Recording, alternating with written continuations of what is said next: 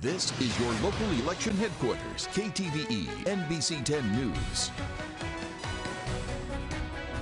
Hello and welcome back. Our continuing coverage of President Donald Trump's visit to Monroe, Louisiana continues right now. Just seconds ago, we witnessed Air Force One touchdown at Monroe Regional Airport. Right, and we guys want to give you a live look right now. We're going to toss it to Sarah Scarlett. She's there, and you can see it right now. It is taxiing coming this way. We're just going to let you take a look. You can see some people, American flags, people are waiting there. We heard Ralph Abraham is actually going to be coming in with him. I believe so. A small group of press is gathered there right now. From what I at least know about whenever the president does visit, you know, you always see Air Force One from the same side every time it lands. It's actually a security reason. Can't exactly explain why, because it's, you know, security reasons, of course. Whenever we did see Air Force One in the light, we understand the picture that you're seeing right now is rather dark. It looked to me like the smaller Air Force One, Monroe Regional Airport being a smaller than normal airport. The full-size Air Force One jet, I don't think would be able to completely be able to land there. Remember, while we were discussing our coverage plans of this, that was a question raised of what would be able to land there. And I think a lot goes into it that most people don't know. Like, one of the beasts actually landed here yesterday. You know, there's so much that goes into security. We've been talking to you guys about it all week long, you know, things we couldn't tell you. But again, expect delays if you're out there right now, especially at the airport, as the president just touched down. Especially since the president is now on the ground here in Monroe, all roads that will be in and around the president as he makes his way to the Civic Center are going to begin to close. We're going to go now live to Sarah Scarlett, who is at the Monroe Regional Airport, who's going to give us a better look at what's going on.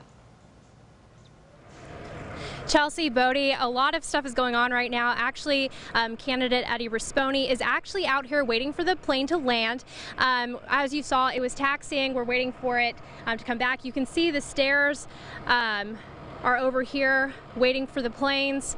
A lot of stuff is happening. We're very, very excited for this.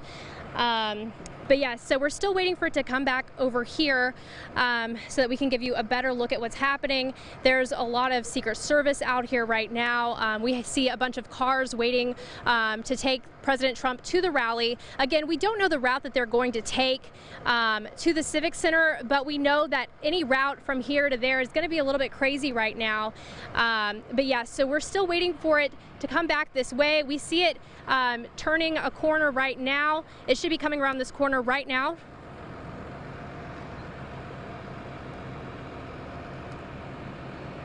As you can see, there's the plane. We're waiting for it to come back down this way.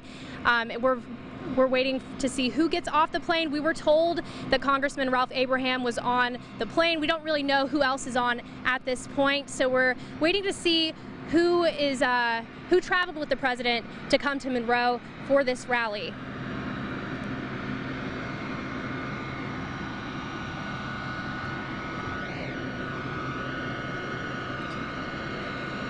And it is getting closer to these stairs that they've pulled over here for the plane.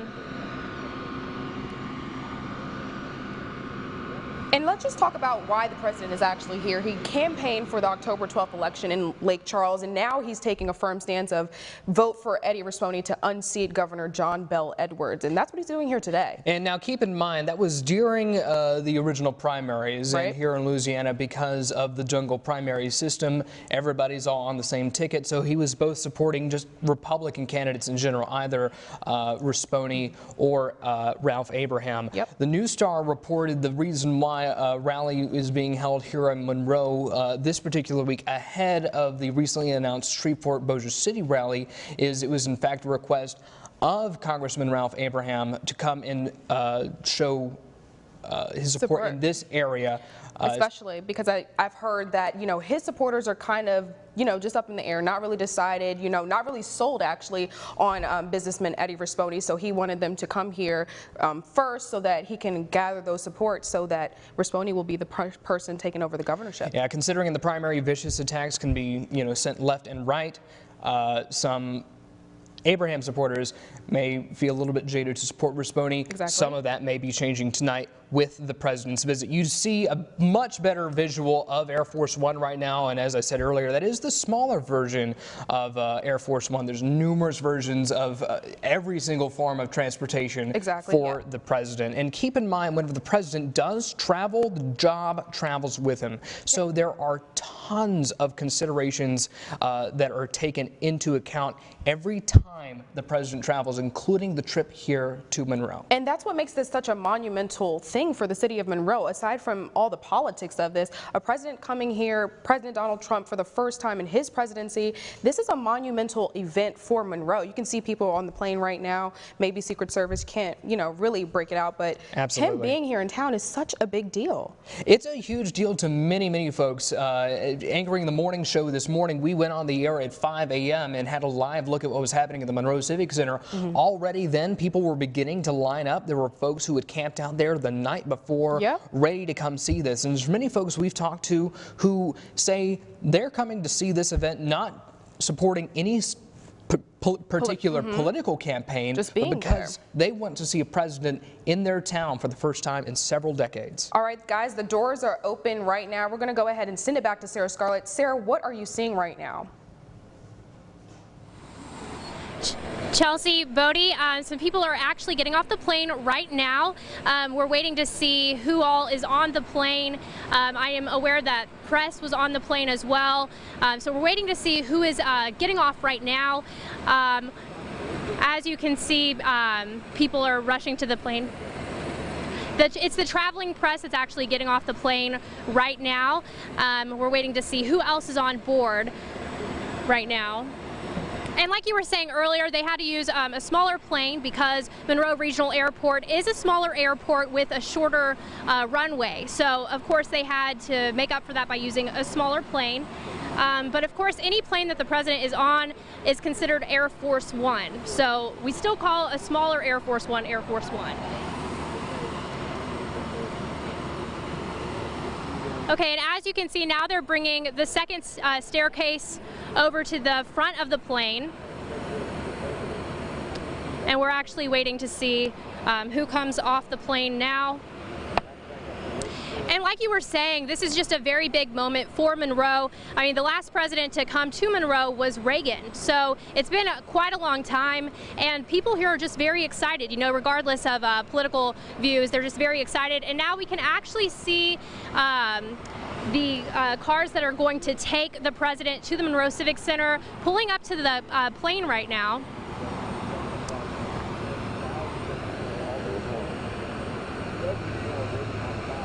And we can see some people are about to get off the plane.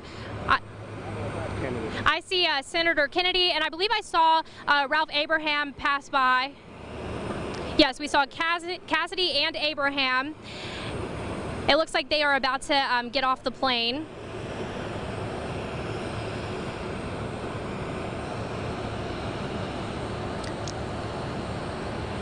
And as you can see, we're just waiting for the president to get off of the plane.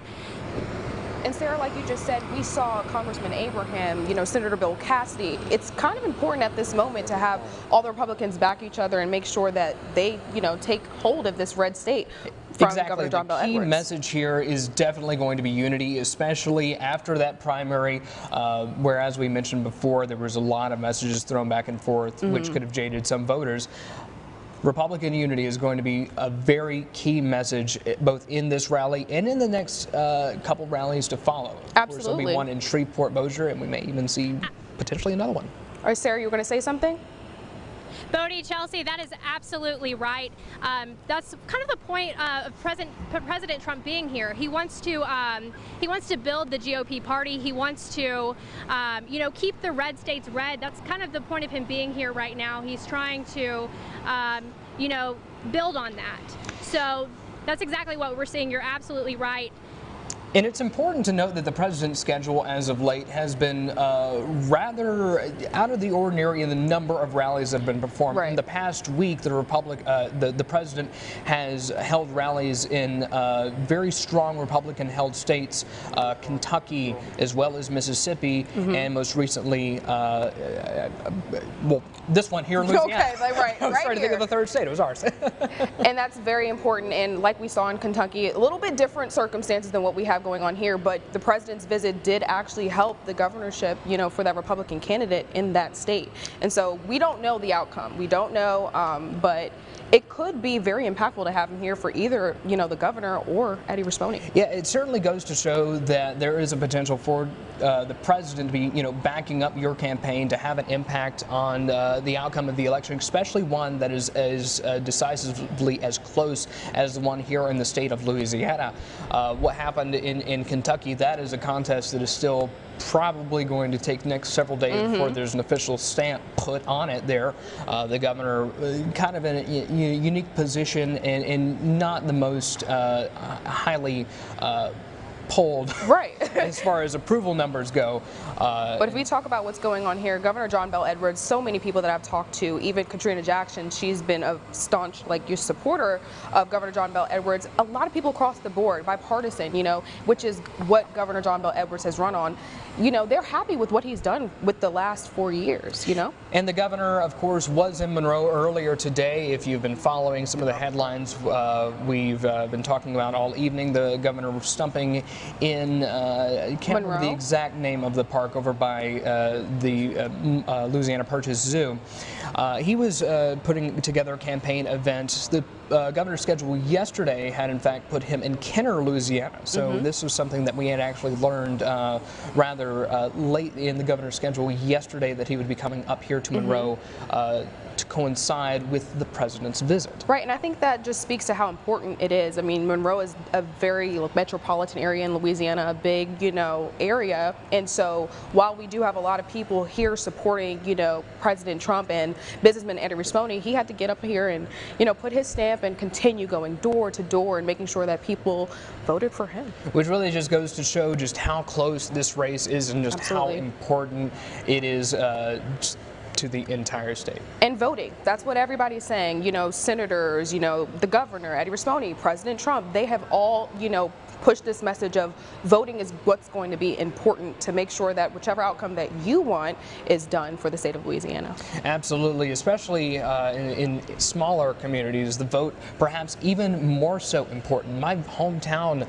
in Georgia, I was reading the elections that were held there yesterday.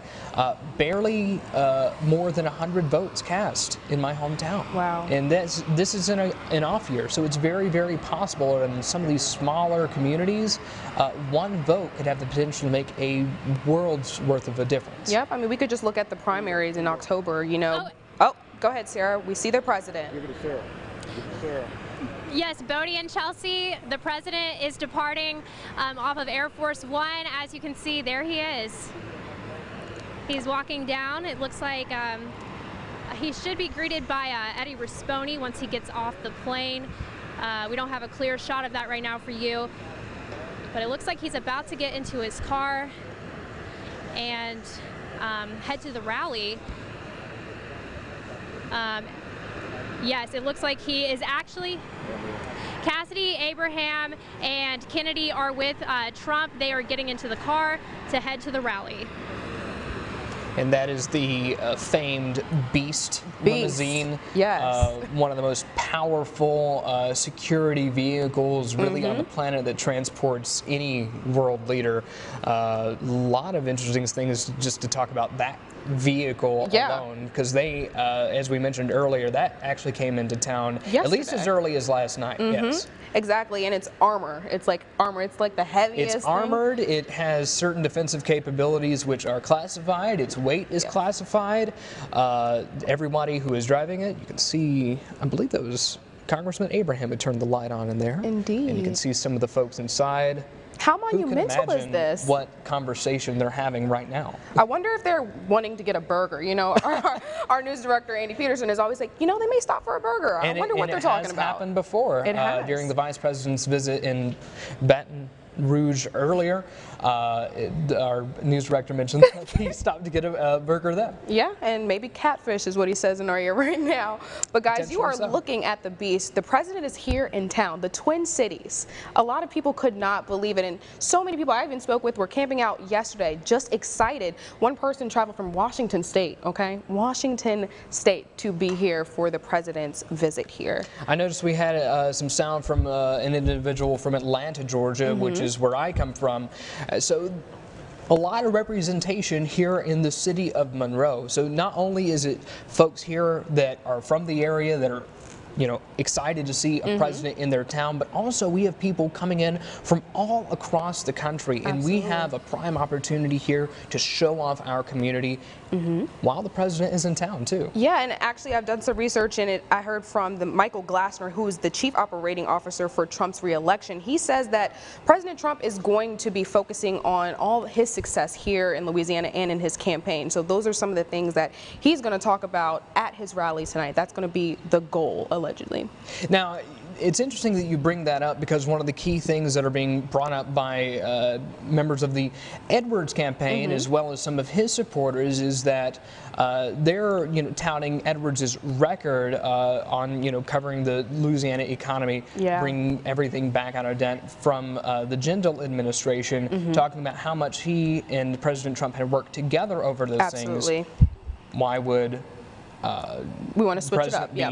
Campaigning for somebody else? That was a point they raised. Yeah, and a lot of people kind of were saying at the end of the day, they've seen how President Trump ran on that ticket in 2016 as a businessman, an outsider, and they believe it to have worked. So, right now they're just like, for Louisiana, some of the supporters I spoke with obviously are saying, hey, a businessman works, we're going to go that route, even despite and now the motorcade is moving. Now, if you know anybody who is currently out on the roads potentially right now, let them know. They may need to add a few more extra minutes to their commute. As the president makes his way to the Monroe Civic Center, obviously all routes to the Civic Center are going to be pretty tight, basically shut down. There's the possibility that there are going to be multiple motorcade routes shut down. There's different alternative routes. Right, so if you're at home watching this, I suggest staying put. Don't go out there, because you might not be able to move for a little while, because the president is on the move. He is headed to the Monroe Civic Center for the Republican rally to advocate for businessman Eddie Rispone. Now let's take a moment just to look at the size of this motorcade. It's still moving. That is a long, long train of cars, and you have literally every single staffer for the president that is needed. Secret Service wise, you have health professionals, guards there, you have a press pull and vans there behind them. Tons of folks in this motorcade. You have a decoy limousine there too. I mean, all the considerations that goes just into making a car trip for the president. And this is such a big deal, and they're coming from where I come from. They picked up home, Washington, D.C., Maryland, and they brought it to the Twin Cities. And like you said, that is an extensive motorcade right there, following. You see ambulances right there, police, everything. That just speaks to how important and big of a deal this is. Rolling out the big guns, as they would say. Yes, the big guns for sure. And certainly our local authorities are also going to be assisting in this endeavor as well. As we lose sight of the president there, we're going to be checking in on our own Michelle Martin, who is currently at the Monroe Civic Center standing by for the rally. Michelle, what's going on down there? Well, Bodie, Chelsea, right now we're seeing a lot of performances, a lot of music playing. People are patiently waiting for the arrival of the President of the United States. Now, a lot of these people started filing in here at about 2:30, 3 o'clock. So we're about 7 o'clock right now, about 4 hours of waiting. And, everybody's been having a great time. It is filled with people. I'm going to ask our photog to kind of take a look around, and you can see this arena seats about 7,000 plus. And I'm going to tell you, it is almost packed full. There are people standing behind me, and at least 7,000 people have to be able to in this building right now. Now, you guys were talking earlier, Bodie and Chelsea were talking about why it's so important that the president is here, and why the president is taking time out of his very busy schedule to come to Ouachita Parish and take the time to stump on behalf of Eddie Rispone. let's talk about some pretty hard numbers. Now, a recent JMC Analytics poll last week had the governor leading the race for governor for 48% to Rispone's 46%. That is a very small margin for error. So 6% of those polled were undecided. They have to do everything they can to cover that ground and get ahead of Governor John Bel Edwards come November 16th. The other thing that is very important that the president is out here for is that we're in the middle of early voting. That is going on right now. It wraps up on Saturday. There's still time to get out there. Because the early voting is going on right now, they're trying to push everybody out their doors. Now, one thing that you need to keep in mind is that on November 16th, that is actually the start of hunting season, deer and duck. They're worried that this being the sportsman's paradise, people are going to be out, shoot their guns, get in the deer, get in the duck, and getting stuck on a duck blind instead of casting their ballot in this very important election. Now, let's talk about another number. If we go back to October 12th, our primary election here, it saw our area, Ouachita Parish, 50% voted for Dr. Ralph Abraham, for Congressman Ralph Abraham. Only 12% showed up at the polls in Ouachita Parish for Eddie Rispone. They need those voters who picked Congressman Abraham to jump the fence and join Rispone's team. And that is why when we saw that motorcade, we saw everybody getting off of Air Force One. You saw Congressman Abraham in tow. He wants voters here in his own backyard to know that he backs Eddie Rispone.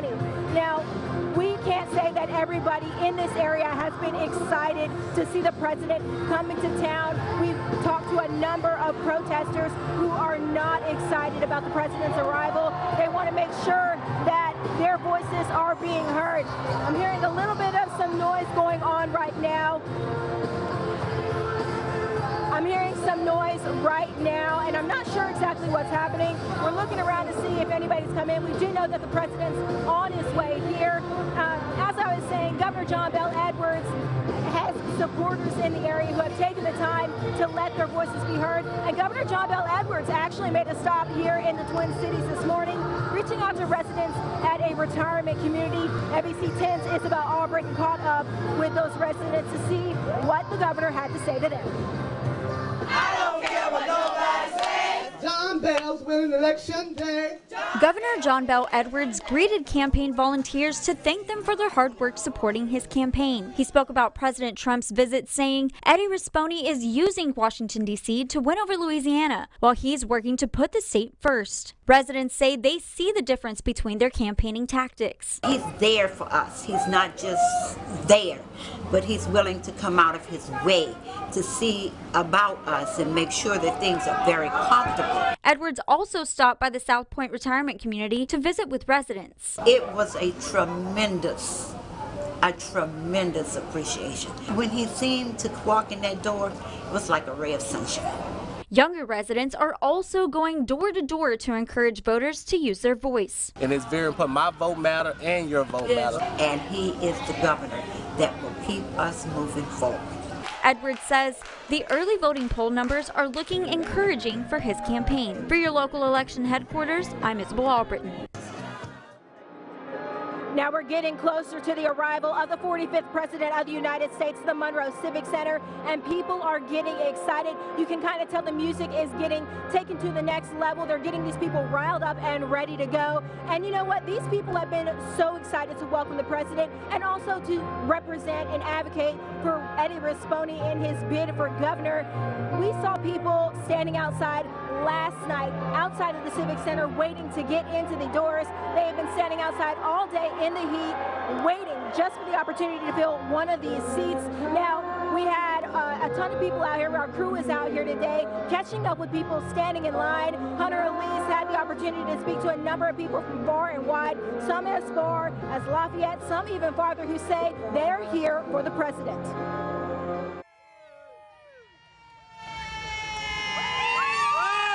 I am so excited, and we have been here since 4:30 this morning. We are excited about this. 4 years, baby, 4 more years. Very excited. We drove all the way from Lafayette this morning to come, so. Trump!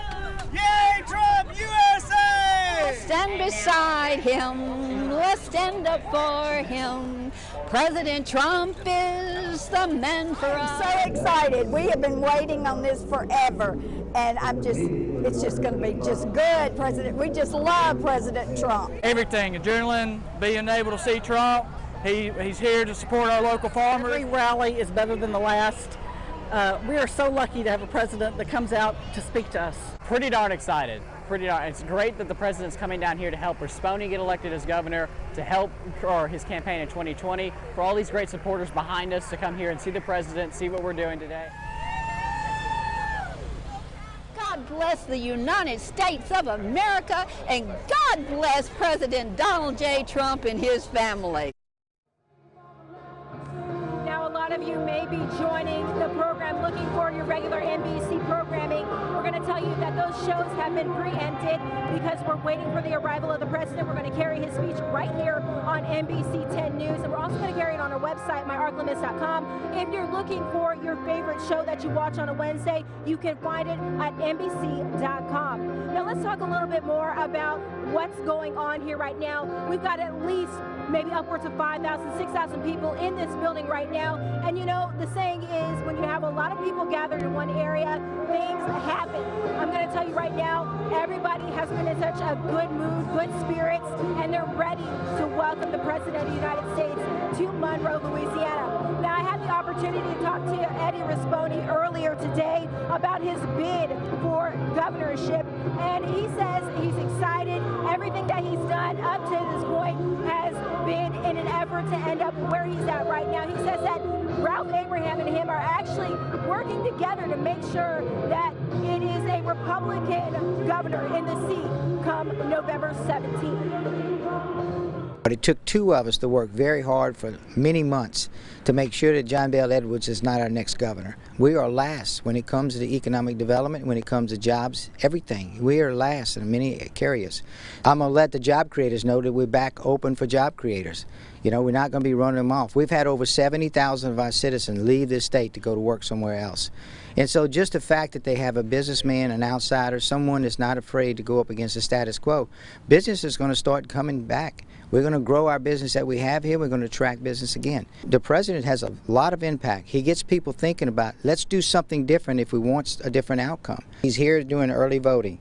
He knows that Louisiana is a sportsman's paradise. And so we have everyone ready to go fishing or hunting, particularly duck hunting and deer hunting this opening season on the 16th. So we encourage them, let's don't get caught on a deer stand or a duck blind on the 16th and you hadn't voted. So let's go vote.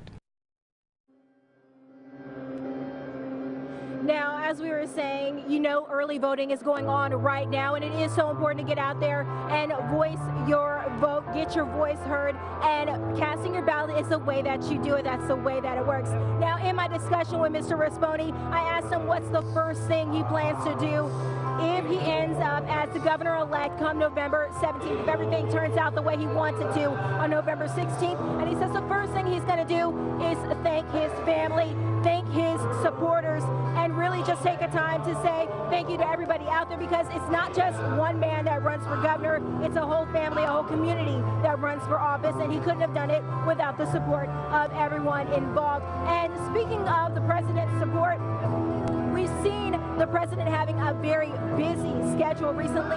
Bodie and Chelsea talked about how he was in Kentucky, how he was in Mississippi last week, and we saw those elections, how they didn't end the way that they would have wanted. Now, the situation in Kentucky is very unique. That was a governor there that was not well liked by the community. He was one of the most unpopular governors that Kentucky has ever had, and so a Democratic candidate was able to show up and, you know, get that vote, get those ballots that was so needed by the Democratic Party. Now we're hoping, or the Rispone Party is hoping, that the president's support will actually end in a Republican win. Now, guys, the music is cranked up. Everybody is getting ready. The motorcade is probably a little bit closer. And so we're going to stay here, wait for the president to arrive. And when he gets here, you guys are going to know. We're going to bring it right back to you. Chelsea Bodie, reporting live from your local election headquarters. Back to you. Thanks, Michelle. Definitely very loud out there. Everybody seems to be having a good time. Yeah, it seems very energetic down there at the Civic Center and packed out too.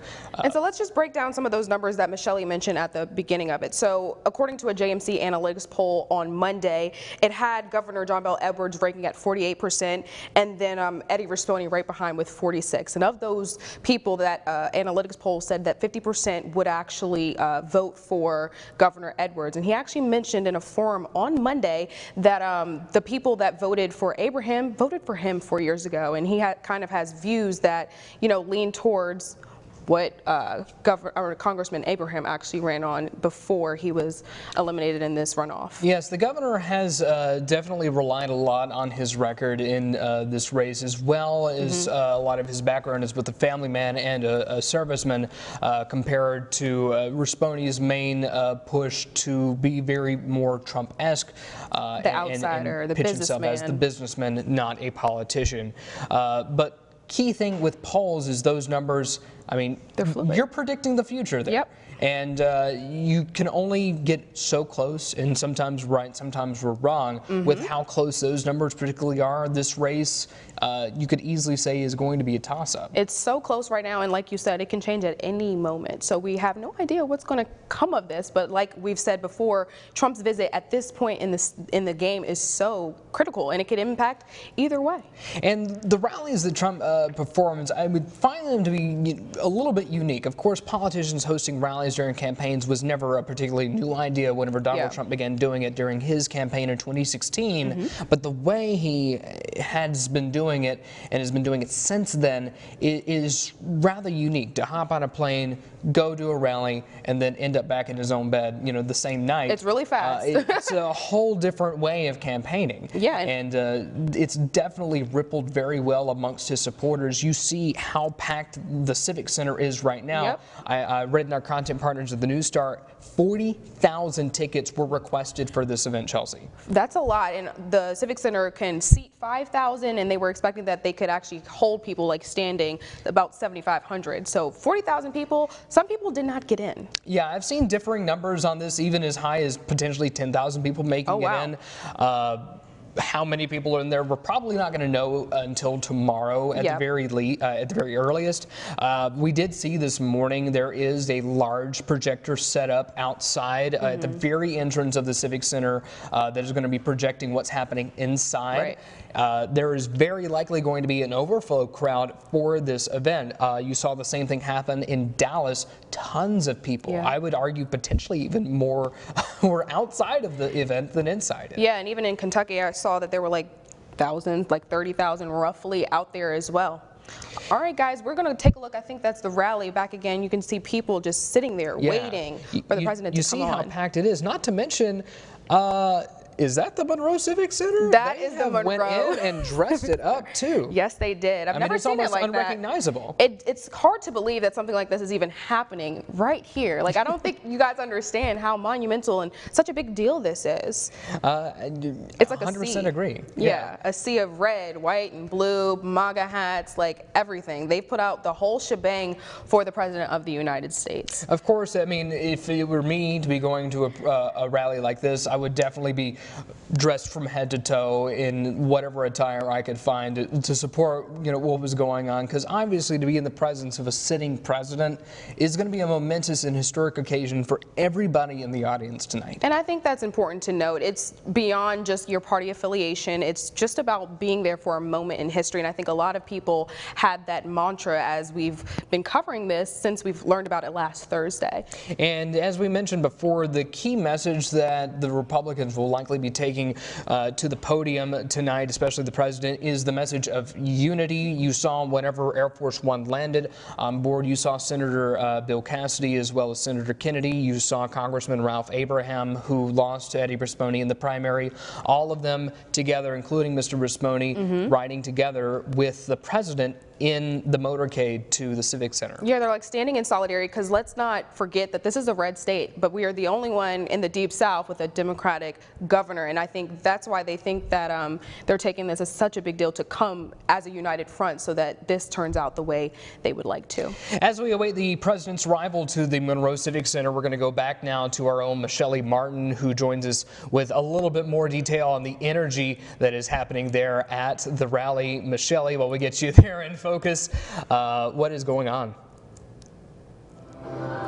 You guys, there's just so much to see here, so you got to give my camera a second to catch up. Now, I went around the crowds and got an opportunity to talk to people and see what brought them out today, and the majority of the response was the opportunity to see a president of the United States stop and give a speech in the Arklamas. Now, here in Ouachita Parish, it's been about 4 decades since a sitting president came and did an event like this one here. I talked to a young man from just outside of Baton Rouge, and he and his father made the drive up this morning. They say they came out here because it's probably the only time in their lifetime that they're going to have the opportunity to hear a president of the United States, a sitting president of the United States, speaking to a crowd of people and seeing him in person. Now, we're getting a little closer to the start of the speech. I don't know if the motorcade has made it here yet. I'm trying to look for signs to show us that he's here. I'm working on getting that information right now. But what I can tell you is that the crowd is ready. They are live and they are excited. Now, let's talk about some things you need to know moving forward. Now, the president, before the October 12th primary, he did not come out and outwardly endorse a candidate. He didn't say, I'm going to go for Dr. Abraham or I'm going to go for Eddie Rispone. He said, just get us a GOP ticket. We're just backing the GOP party. So we have to wonder if the administration had thrown their support behind one of those two candidates, if the Republican Party could have had an outright win. That's difficult to tell right now, but what we can tell you is that according to the most recent JNC analytic poll last week, they do not have that much to worry about right now. They don't have that much ground they have to cover. Governor John Bel Edwards has 48%. Eddie Rispone has 46%. 6% are undecided. So what they have to do is get over that hurdle, and an event like this can be something that helps them do that. People are really ready to support the Republican Party here, GOP Party here, are falling in line with the administration, and they're just looking for some direction, and they're getting that here tonight. Now, something that you have to wonder about is how they're going to do that work to get everybody united on the same page. Well, when we watched that motorcade, we watched Air Force One touchdown, we saw all of those elected officials getting off the airplane. You saw Congressman Ralph Abraham, you saw Bill Cassidy, you saw John Kennedy.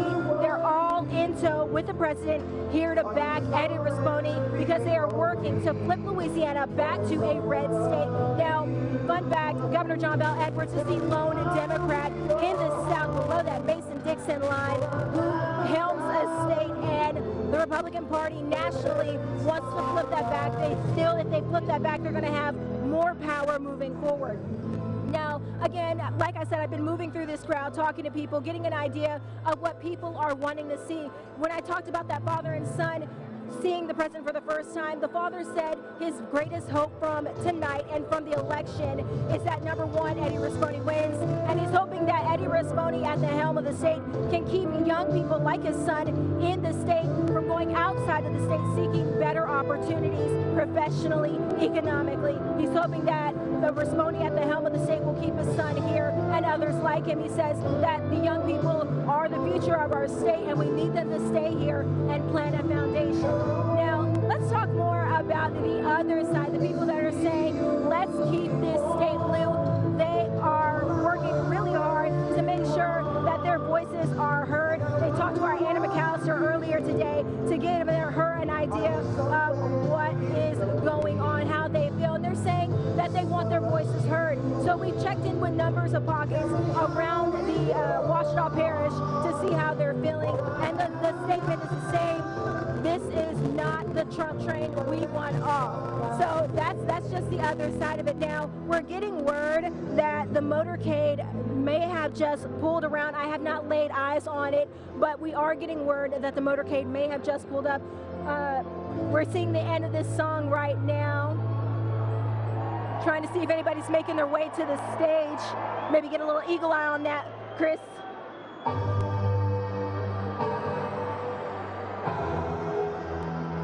We are seeing somebody walk in, but I don't believe it's the president. Again, we're going to keep a close eye on what's happening out here and just make sure we bring you the very latest. Now, just reminding people, if they're turning on their TV, trying to get their eyes on their favorite program on Wednesday night on NBC, you're not going to find it right here, right now. You're going to find a coverage wall-to-wall of the president's arrival in the Arklamis. But we can tell you that if you want to catch your favorite program, you can do so by looking at NBC10.com. Excuse me. You guys got to forgive me. Every time I hear somebody cheering, I'm like, who is it? And so we're looking over our shoulder. I don't see anybody coming in just yet. I do see Eddie Rispone standing up. Chris, can you zoom right over that way? I see Eddie Rispone standing up. He's shaking hands. He's saying hello to the people closest to the stage. That has to make you think that movement is happening. People are getting closer to getting on stage. We see Jeff Landry, Attorney General Jeff Landry, also a Republican. We know his long storied history with Governor John Bel Edwards. These two men have not seen eye to eye since Governor John Bel Edwards took office. So clearly we see Jeff Landry here supporting Eddie Rispone, which is the only opportunity to get John Bel Edwards out of office. We also had Secretary of State Kyle Ardoin come and read the crowd as well, talking about the economic impact that a Republican leadership could have on the state.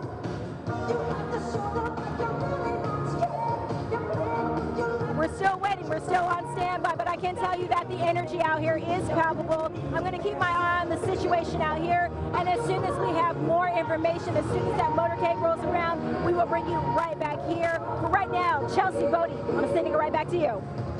Shelley, it's a lot of waiting, you know, that's all we can do is live television, guys, and the president, if he's not there, he is on his way. And we're keeping an eye on, as soon as he starts walking towards the podium, we will take it right live. Now, if, as Michelle mentioned, if she spotted Eddie Rispone there at the rally, that certainly means the president has arrived. We saw him enter the motorcade with the president whenever he arrived at Monroe Regional Airport, so it could certainly mean that we are just minutes away from the start of this rally. Yeah, but while we wait, let's dissect a few things. You know, Governor John Bel Edwards has done a lot, like we've mentioned. You know, residents have brought it up. You know, we've done some research, and some of the biggest things that people are talking about is what he's done for Medicaid, expanding Medicaid, and his prison reform, and of course teacher pay raises, which has been the first for the state in 10 years. Okay, and now if he is elected for another term, here are some of the things that he says that he would want to advocate for and get done. He says that he wants to raise the minimum wage. Right now it's $7.25. You know, it's kind of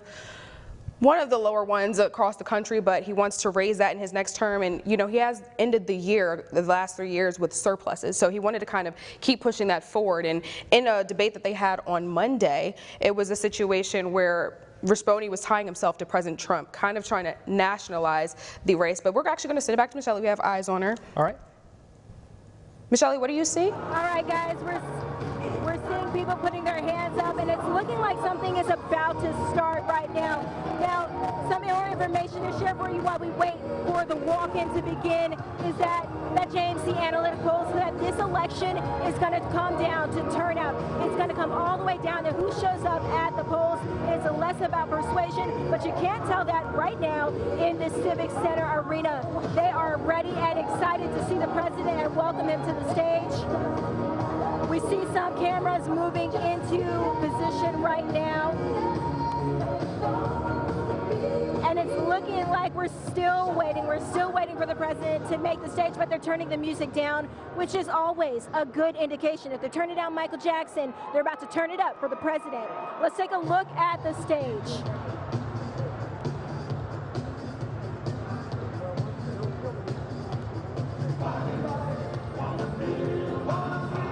They're turning it down for another good song. We're still waiting. We're still taking a look at the stage. We can see everybody getting primed and ready. It looks like the local elected officials are standing up, getting ready to greet the President of the United States. I'm keeping my eye out. I'm taking a look at who's all in attendance. I've seen a lot of people out here that have been elected officials officials, Scotty Robinson, Michael Eccles, lots of people showing up. I've seen leadership from Monroe Fire, Monroe Police. I've seen a number of different individuals who have a pretty big role here in the Arklamists.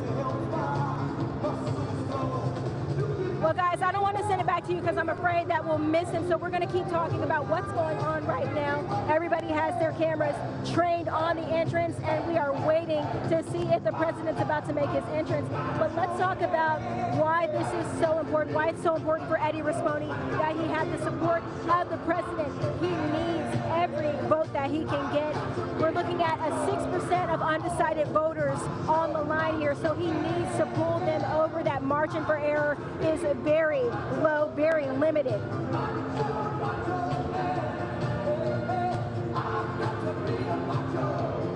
We're just taking a look at the stage right now to see if any movement is happening, and nothing's going on right now. I'm trying to see if we can get an eye on any Secret Service members, if they're making any moves towards the front of the stage. I see some of the same ones in position right now, but I'm seeing what kind of movement is happening at the right side of the stage. We're seeing some people being moved right now.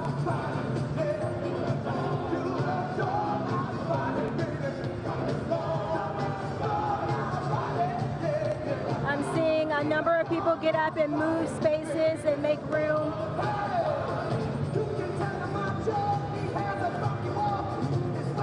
Well, guys, we're just going to keep on waiting and see what happens, but let's talk more about why this election right now is so important. Governor John Bel Edwards is working to hold on to his position here in Louisiana as the sole Democrat at the helm of a southern state, and he has been working hard. He's got a lot of support. We saw a number of smaller protests taking place this evening in different areas of Monroe. Those people saying that they are not riding the Trump train, but you can't tell that inside this building right now. Upwards of 5,000 to 6,000 people filling this arena right now. Standing room right here, right now. I'm hearing a little bit of movement. I'm hearing some screaming, and it's the excited kind of screaming. That is looking like it's Rispone making moves right now. Everybody getting resituated. I see Congressman Ralph Abraham coming in, taking his seat. We can see Bill Cassidy coming in, taking his seat as well. Let's see what else. We can confirm that the motorcade is here. If we can get our camera to the right corner, right there. You see Bill Cassidy, Dr. Ralph Abraham.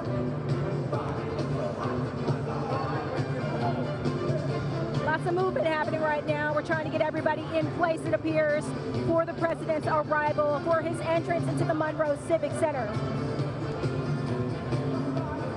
Talking again, like you can see how many people are here. It is packed with people, many of them waiting overnight in line just to get a space right here in this arena. And as I said, looking across the sea of people, it is standing room only up there for the arrival of the president. You see Eddie Rispone kind of standing right there next to that Keep America Great sign, next to Bill Cassidy.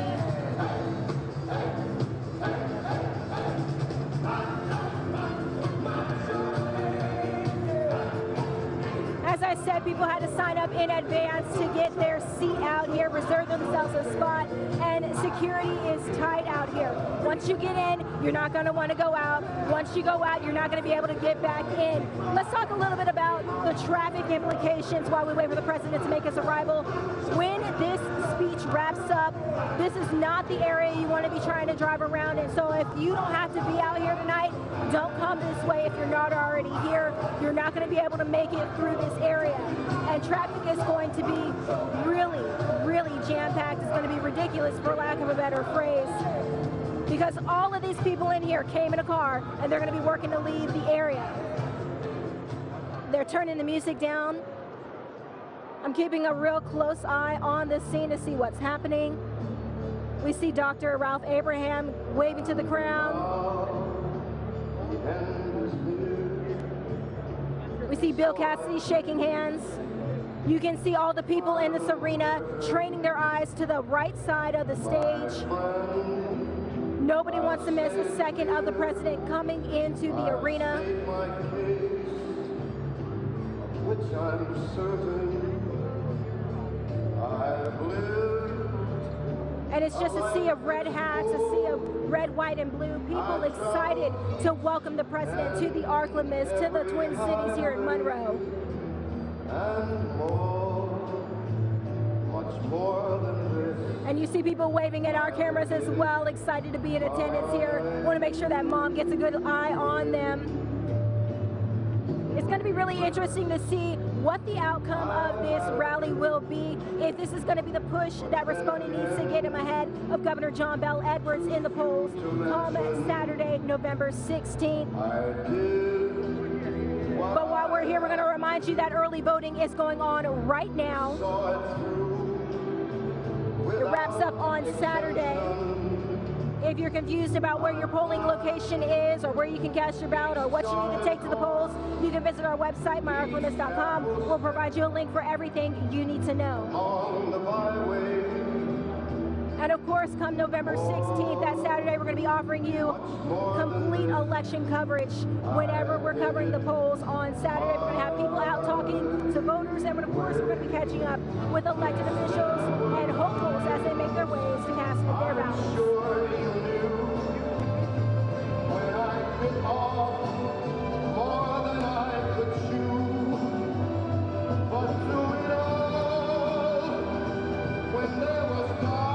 Now we're going to tell you that we're going to carry this entire program. We're going to carry the entire speech right here on NBC 10 News. But we're also going to stream it on our website, myarklamiss.com.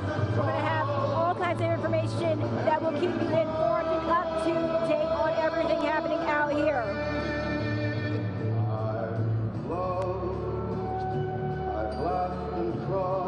We're keeping a trained eye on what's happening up front. And guys, I'm working to see what's going on.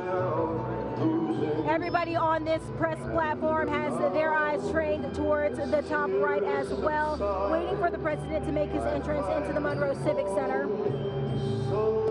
I think it's also important to note. People are standing up already. People are standing up. Yeah, Michelle, just, kind of want to talk about the protests you mentioned a little bit earlier. There were a lot of smaller protests that a lot of people were kind of concerned that they may get rowdy, but so far, so good. Yeah, there were some safety concerns leading up to this event, and you yourself had to be subjected to several security screenings just to get into the building. What's the security been like down there? Bodie, Chelsea, security is tight. It was much like going through the airport. Fun fact, I brought a lunch bag out here because I knew I was going to be out here for a while. I brought 3 oranges. They took my oranges because they were afraid they could be used as weapons. That is how serious they are in this Monroe Civic Center. Oranges. And they wanted us, patted us down. They were real serious about security. So even orange is confiscated. Yeah, Michelle, it's okay. We have some food for you back here when you do get back. Not allowed in the Monroe Civic Center. All right, and it's a packed house, and like we said, we've had some big people down there. I just saw Ronnie Walker, who's the mayor of Ruston, in there, and you kind of touched on all the congressmen. Yes, many of the folks that you saw riding in the motorcade with the president, Mr. Eddie Rispone, as well as Senators Cassidy, Kennedy, Congressman Ralph Abraham. You also saw Senator Jim Fannin there for some time navigating around. It's starting to quiet down in the rally right now, so we may... Michelle, what can you tell us is going on at this moment? Oh, it's the end of the song. Hold on. Okay. I thought that we were about to make an announcement. So we're trying to keep a trained eye on everything that's happening in the rally so that the moment the president does come out, we can take him live uninterrupted. We don't want to step on the president as he comes out, and although there seems to be even more commotion happening there.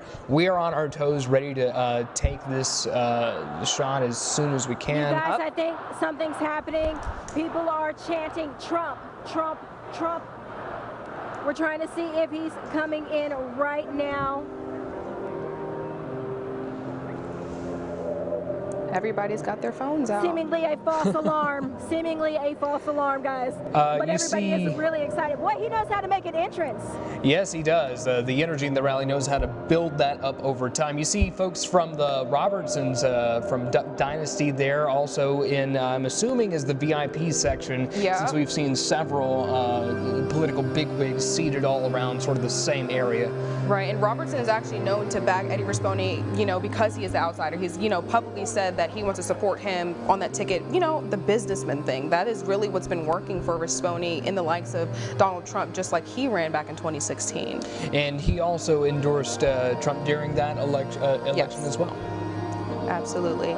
Here you see a lot of the crowd here patiently anticipating the president's arrival. Just consider for a moment, there are some folks who have been here perhaps 24 hours at this point. Yep.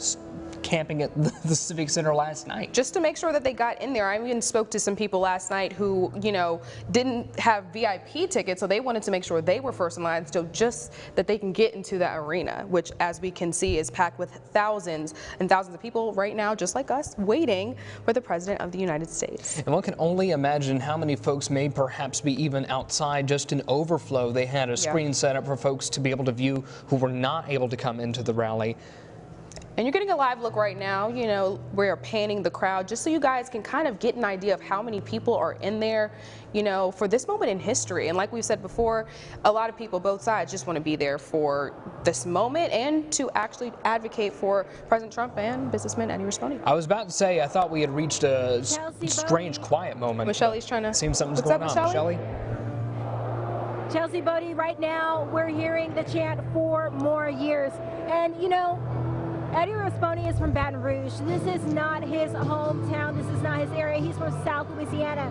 So to have this kind of turnout for an unknown, a relative unknown person who does not call the Arc Limits or the top of Louisiana home is really tremendous. And you have to know that Trump is the reason behind this turnout, but they are all getting behind Eddie Rispone. It's so important for Rispone to get this support at the top of the state, because regardless of the fact that a majority of the citizens of Louisiana live in South Louisiana, these votes up here count too, and this is where you either win it or lose it, and these candidates know that. That's why they're working so hard in the last 2 weeks of this race. Now, obviously, we have Trump here in Monroe this week. Next week, the president will be in Bossier, again stumping for Rispone, so they know how important it is to have the voters of North Louisiana, both east and west, come out and cast their ballots for Rispone if they want to win this governorship. And Michelle, I heard that, you know, that tentatively the rally in Bossier will be at the CenturyLink Center, and that capacity is about 15,000 people. So look at the amount of people that are already here in Monroe. Can we only imagine to kind of double that in Bossier? What can we even expect, you know? You know, Chelsea, just basing it off of what I'm seeing here tonight, I think they're going to be able to moderately fill the CenturyLink Center. You have to realize that the population in Bossier and Shreveport larger than here in Monroe and West Monroe, and then they have all those areas outside of Louisiana to pull from. The Arklay, Texas, a very large region. East Texas is so close to Bossier and Shreveport. You could have people from as far as Texas just coming in for the evening to see the President of the United States, because regardless of where you're from, who you back, the president coming to your backyard is typically a big deal. Absolutely. With the president's visit this evening, we've talked a lot about security being tight. We've talked a lot about the importance of the president, you know, just being here in Monroe, marking the time right now, 7:37. This rally was scheduled to start originally at 7 a.m. The president's plane, Air Force One, landed a little bit. Yeah, 7 p.m. Excuse me. I'm used to doing the morning shift. It's past your bedtime. It's all right. It's all right. But yeah, 7 p.m. It's now almost 7:40 now. So we're a good fair bit behind schedule, and which is not still waiting. You know, unusual. You know, to be a little bit behind schedule. You know, President Trump has done, you know, a couple of rallies, and this is kind of what happens. But I think the people in that crowd don't really mind it as long as they get to lay eyes on our president. No, not at all. And you see the faces I don't think that they mind it at all, you guys. Yes, I agree, Michelle. Everybody's in a really good mood. Everybody's sharing videos, taking pictures together. There is a concession stand here. Everybody's been buying popcorn, drinks. It has a very carnival, a very parade-like feel. It's not It doesn't feel just like a political rally. It feels like fun. It feels like a circus almost. Michelle, people are excited and having a great time. Michelle, what are some of the craziest things you've seen out there? You know, you said it's kind of like a parade. It's almost possibly like a homecoming, even though the president is not from here. What's the craziest thing that you've seen out there? The craziest thing I have seen so far is that there's a lady that's dressed as a book. A book? She is dressed as a book of President Trump's tweets. Oh, that is very crafty. You know it was a you know it was a big book. So that's definitely one of the most unusual things that I've seen here so far. As our news director was people dressed up. As our news director was saying earlier, it was a huge book. It was a huge book. Yes, it was. One thing that I think is really interesting is that, Chris, if you turn the camera over here, they have an area for disabled people, handicapped people. If you turn the camera over here, down there, to that thing here. Okay, sorry. We're multitasking. It's very loud. But you can see that they have special seating for everybody. There is not an opportunity for anybody to miss out on this. If you're in a wheelchair, if you're differently abled, you have a difficult time getting away, getting around, they have you taken care of. You know, Michelle, I know. Go ahead, Michelle. No, it's okay. Well, I was just going to say that when I was out there yesterday, I actually spoke to the woman who organized that. Her name is Deshawn Dubois, and she is of the Coalition of American Republican people or disabled veterans, and she actually organized and swept yesterday. I think it was around maybe 5, just to make sure that they had a place to stay. It's kind of like her mantra. What a selfless way to get involved and make sure that those who want to take part, everybody is able to. Yeah, and she goes all across the country to do these things. It's kind of what she does, and so that was very interesting to see her. Kind of a unique way to, sort of be kind of a Trump groupie in a way, but go to the rallies and make sure there's a place for disabled folks. It's such a great thing. Michelle, you're there on the press riser, and all around you have what I can imagine fellow journalists like ourselves from all sorts of different outlets. I'm sort of curious, Michelle, have you been able to speak to any of the folks there? It's certainly momentous to have network journalists as well as journalists from other countries. I saw members of BBC Radio would in fact be covering in this event, Michelle. That's people from all across the nation being able to set the rise here on our town.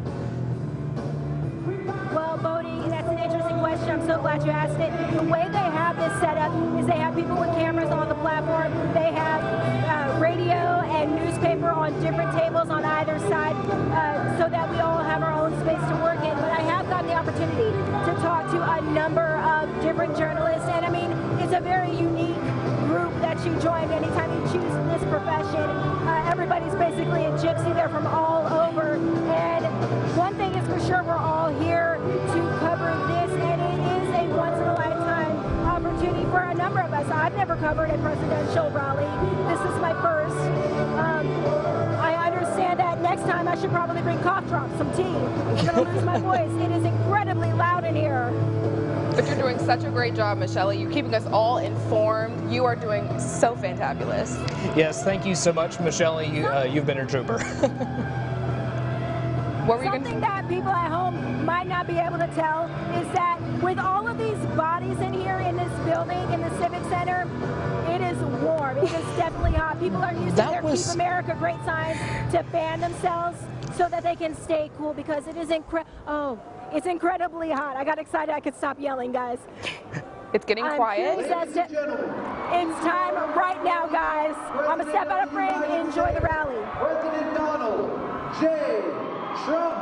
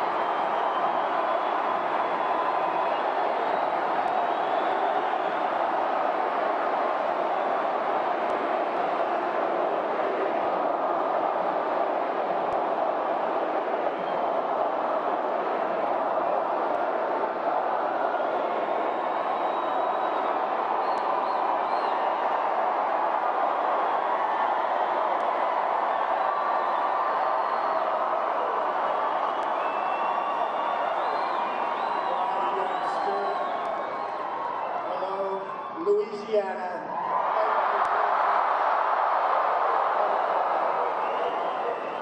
And you've got thousands of people outside right now, so if anybody wants to give up their seat.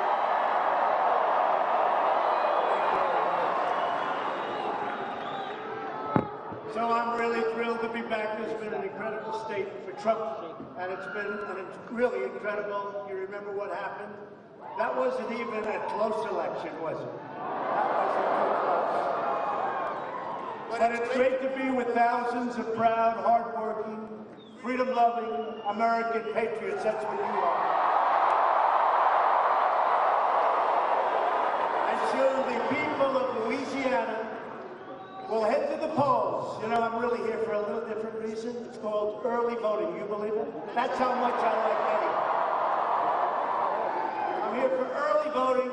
You know, you can go out and vote. I said, well, not a lot of people do that. They say in Louisiana, 40% of the vote is early voting. I said, like I said, I think I'll come.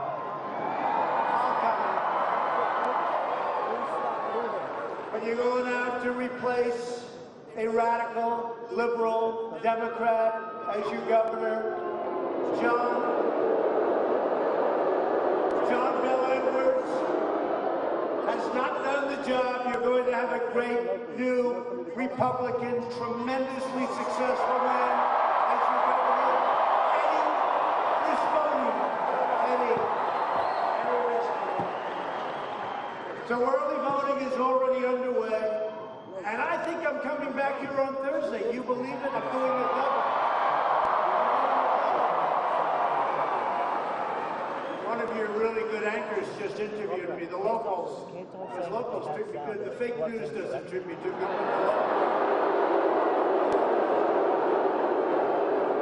And he said, you know, you've been to Louisiana already like 4 times. I said, that's because I happen to like it. If I don't like it, I can't.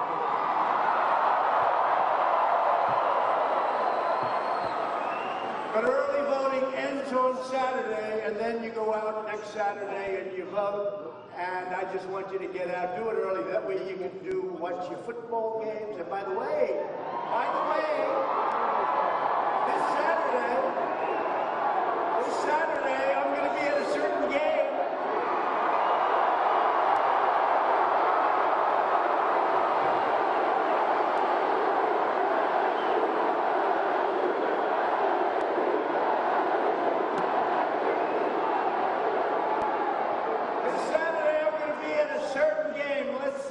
LSU versus a pretty good team from Alabama. And I hear that, yeah, I'm a football fan, I hear you have a great quarterback. We're going to see. I'm actually going to the game. I said, that's the game I want to go to. So that'll be tremendous. Two great teams. And I look forward. So I came to get you for early voting for Eddie Rispone.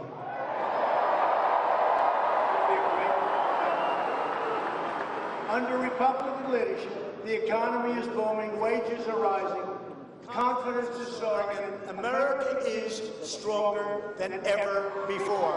And you know,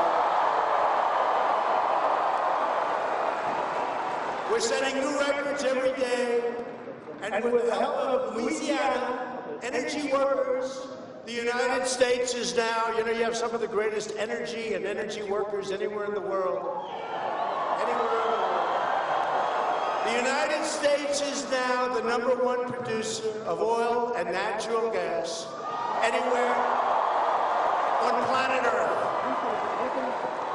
And we are supporting law enforcement, and we are supporting our police. We're rebuilding our military. And you know where all this beautiful new equipment is made? The rockets, the jets, the ships, everything. It's made in America, don't we love it? And we're defeating radical Islamic terrorists. We're defeating them.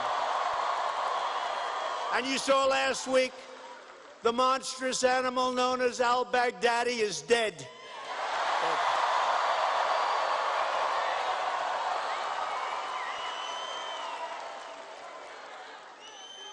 You know, if somebody else did that, they'd be talking about it for months. Me, I got about a day out of it from these people, and that's okay. That's okay. That's okay. Look at how many there are. They have a lot of people. They have a lot of people. You know, it is true. I'll say who the greatest hero was. Forget about Trump. I'm not a hero. We did a lot of good work together. The dog was the great hero. Right? Conan. He's coming to the White House very soon.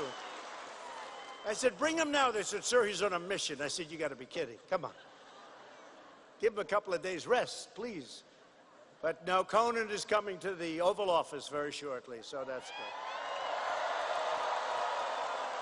But our message to these bloodthirsty savages is clear. You don't stand a chance against the righteous might of the United States military.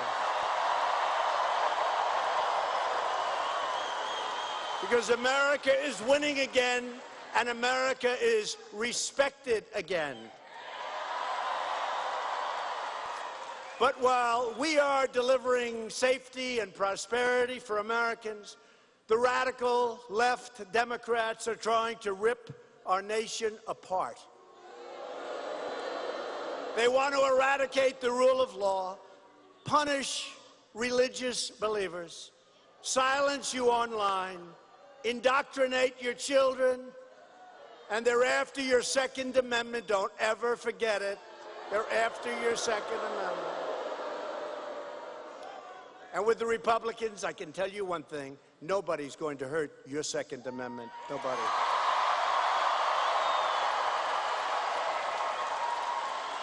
In their campaign to transform America, Democrats are becoming increasingly totalitarian, suppressing dissent, defaming the innocent, eliminating due process, staging show trials, and trying to overthrow American democracy to impose their socialist agenda. Make no mistake, if the Democrats get back in, you will have a depression, the likes of which you've never seen before, and you are doing well. How are your 401ks doing, by the way?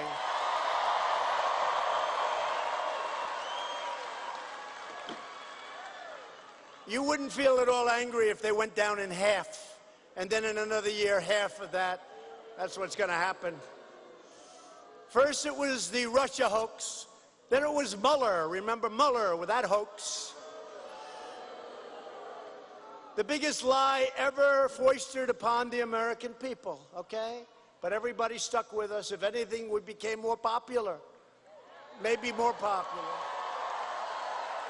I mean, last week, Hillary Clinton, Crooked Hillary as we affectionately call her,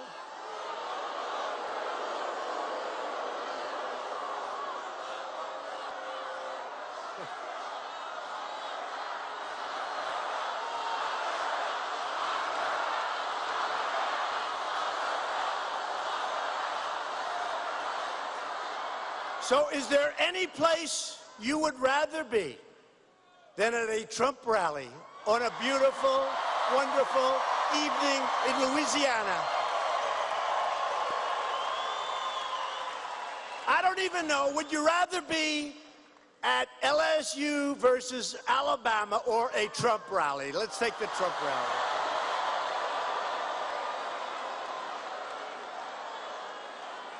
But Democrats must be accountable for their hoaxes and for their crimes. Now, corrupt politicians, Nancy Pelosi, and shifty Adam Schiff,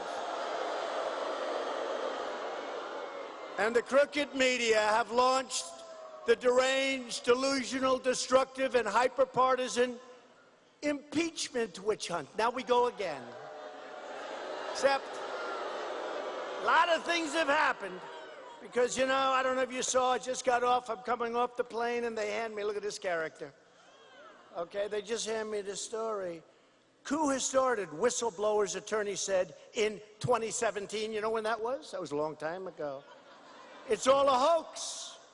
They say January 2017, a coup has started, and the impeachment will follow, ultimately. It's all a hoax. It's a scam. And you know who helps them? These people right back here, the media. And then it said, oops, the light's going to go off. The CNN light is going to go off. It said, from the lawyer, a sleazeball. It said, I predict at CNN will play a key role in @real Donald Trump not finishing out his first term. Can you believe this? This is a whole, and this was done a long time ago. Then he goes, as one falls, two more will take their place, referring to outgoing Trump administration employees who, by the way, have been put through hell by the sleaze back there and by crooked politicians. It just came out.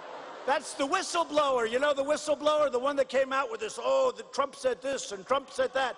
And then when they heard my real phone call, the whistleblower disappeared. Shifty Schiff, he's a corrupt politician. Schiff didn't want to have the whistleblower anymore because nobody thought I was going to release the phone call. But as soon as I released the phone call, and you don't like doing that with a foreign leader, because you got to deal with foreign leaders. You don't want them to think. Today I spoke to President Erdogan of Turkey. I don't know. Is he worried that we're going to release it all over the world because somebody said something that could have been a little bit wrong? You can't do that. You can't do that. Now, in this case, I had a perfect phone call, a totally perfect phone call. And you know, anybody that can read, you saw that on Mark Levin. But the whistleblower, before they knew I was going to release, he came out with a whistleblower, you know, like he's some wonderful person. Take a look at the whistleblower.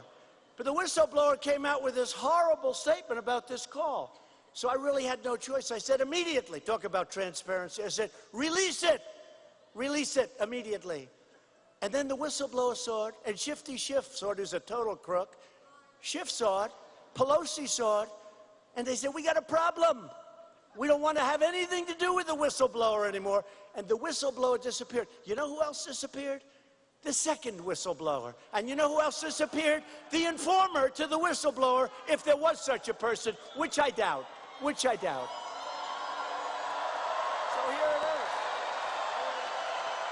is. It just came out. Just came out. It's a disgrace. I'll tell you what, it's so bad.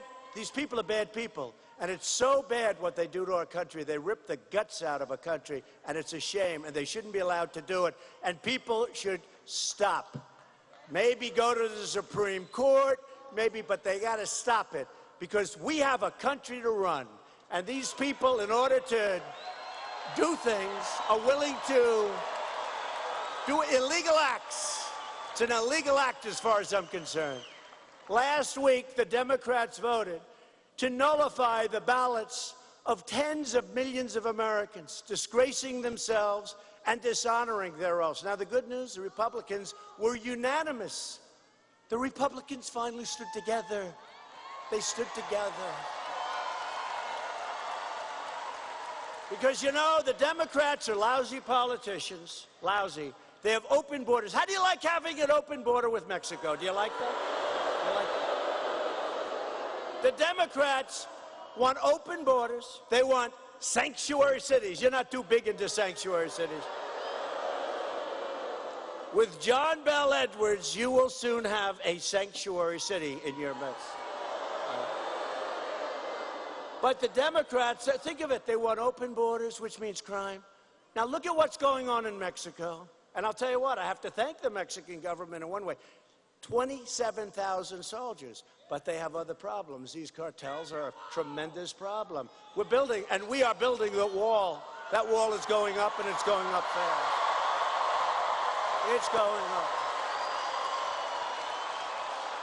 Our military is now building the wall, and it's going up fast. The Army Corps of Engineers, and it's going up, and it's doing great. It's doing great. Should have been built years ago. That wall should have been built many years ago. Never did. They never could figure it out, but I figured it out. It wasn't easy. I had 100% of the other party fighting me, 100%. You think that's easy? And you know, we had a majority of a few people, very little, very little. We needed Democrat votes, but we had 100% of the people, and I made one mistake. I should have said, I don't want the wall, and the Democrats would have absolutely insisted that I build it. I should have said. You know, 5 or 6 years ago, they all wanted the wall. It was only when I came along and I said, we got to build the wall now. You know, you've wanted it, but you never had the vision or the talent to get it built. So we got to build it. I figured they'd all join. And instead, they said, no, we don't want the wall anymore. They said, no, no, we can have drone technology. Oh, that's great. People are pouring across. You got drones flying all over the place. That's great. That's great. No, we should have said, we want to never build a wall. And they would have insisted that it get built immediately. These are, I call them now the do-nothing Democrats. We have loopholes that they could solve in 15 minutes. We could sit down, loopholes, catch and release, chain migration. You know, that's when you come in, and then everybody you ever met in the history of the world comes in with you. Your mother, your grandfather, your cousin, your brother, your aunt, your uncle. Any person that ever met you.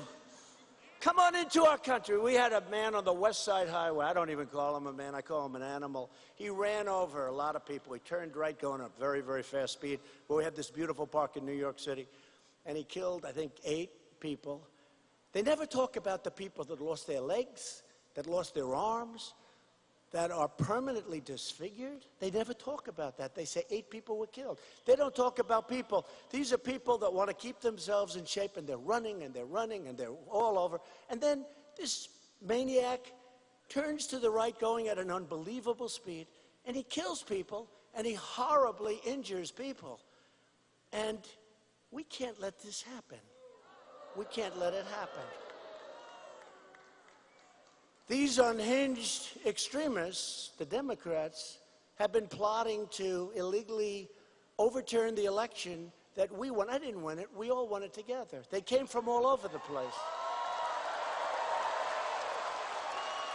I mean, they came from all over. I mean, your state isn't that Republican, and yet we're so far up.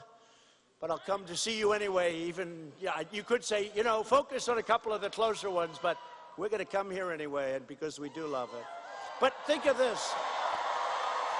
19 minutes after I took the oath of office, the horrible, disgusting Washington Post, which is a terrible paper, it declared the campaign, this is 19 minutes, I just taken the office, and an article comes out.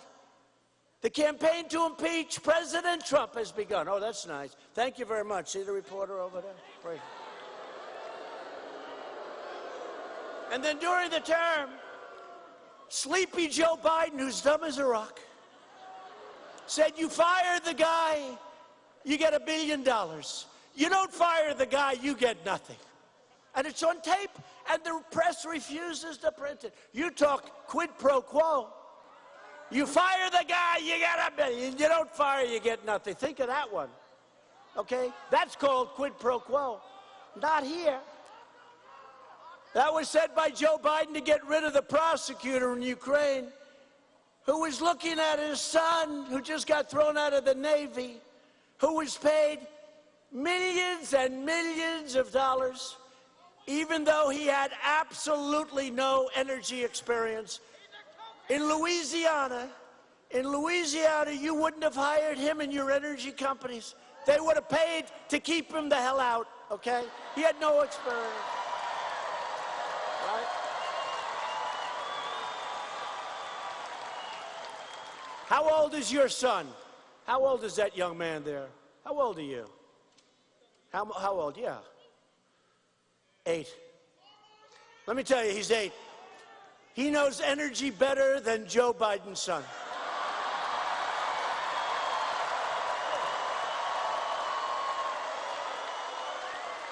Then Biden flies to China.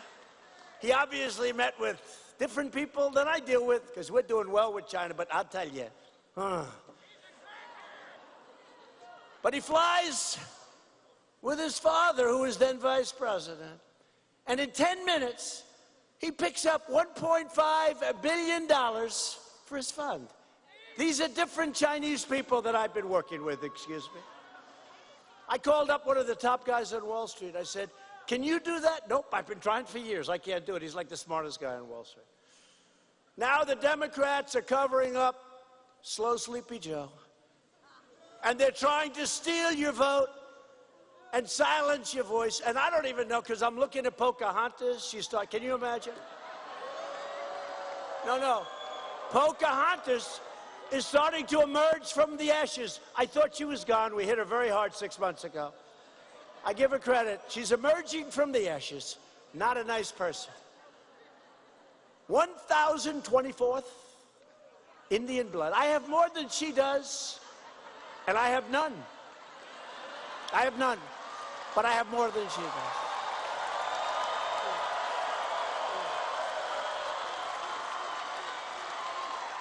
I'd love to have some. I just happen to have none, but I believe I have more than she does. Generations of American patriots sacrificed everything they had to secure this republic and your sacred right to vote. We will not let the Democrats take that incredible privilege away.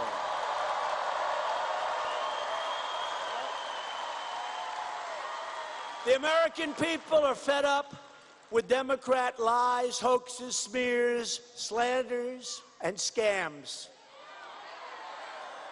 The Democrats' shameful conduct has created an angry majority, and that's what we are. We're a majority, and we're angry, that will vote the do-nothing Democrats out of office in 2020, especially we're going to take back the House.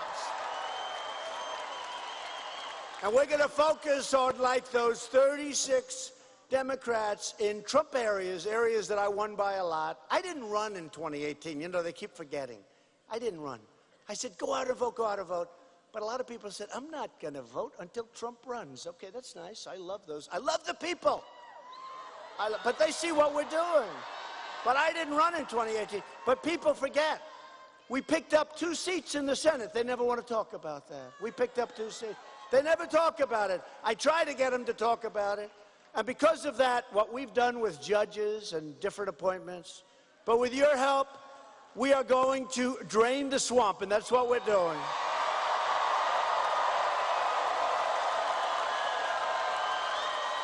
Right now, Louisiana can send the radical left a message that they can never ignore. And don't forget, in 2016, people came from the mountains and the valleys and the rivers and the oceans. They came from all over. The Democrats said, what the hell is happening? Where are these people coming from? These were people that were great Americans, worked hard, made a lot of money, much smarter. You know, they call them the elite. We're the elite. We're the elite. I know this. I know this. Speaking for myself, I went to better schools than they did. I have nicer houses than they do. I have nicer apartments. I have nicer everything. And they're elite. But we're not elite. You people work your asses off. You're making a lot of money. You're smarter than they are. You're smarter than they are. Antifa. You ever see Antifa? You know what that is? That's the size of their arm. They come in with the black helmet. Oh, they're big, tough guys.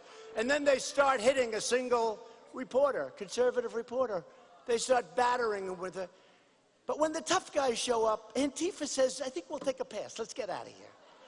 Now, you're smarter, you're tougher, you're richer, you got more going. But a lot of people, they came out because they didn't like what they were seeing. They didn't want to vote for the people that were running for president. They didn't want to vote for Obama. They didn't want to vote for the people that were running for president. But when I ran, something happened that was amazing. The lines were, I'll tell you what, in some cases, miles long. And they saw something, they said, what is going on?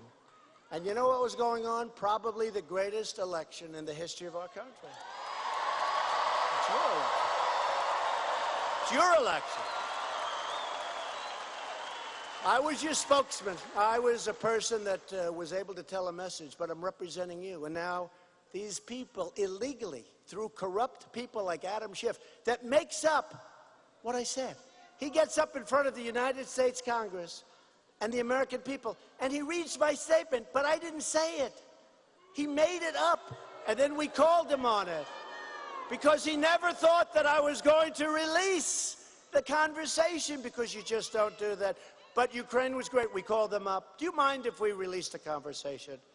No, we don't. Why? I said, don't worry about it. Just, we're going to release it. Thank you very much. And we released it.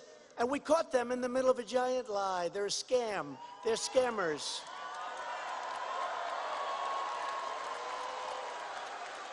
So you're going to fire your liberal Democrat governor. I don't know how the hell he ever got there. How did he get there? This is Louisiana, right? This is Louisiana. How did you get a liberal Democrat to be your governor? Could you explain that, please? No, I actually know. It was a convergence of a lot of different things happened, and congratulations. And your car insurance is the highest in the world. Your taxes are horrible. You're rated number 50 in economic development. Can you believe it? With all that we're doing, you're rated 50 out of 50. But we want to send Governor, and I mean, I know this man for a long time. He's an incredible talent. He's an incredible businessman. He doesn't need the money. He's a wonderful person.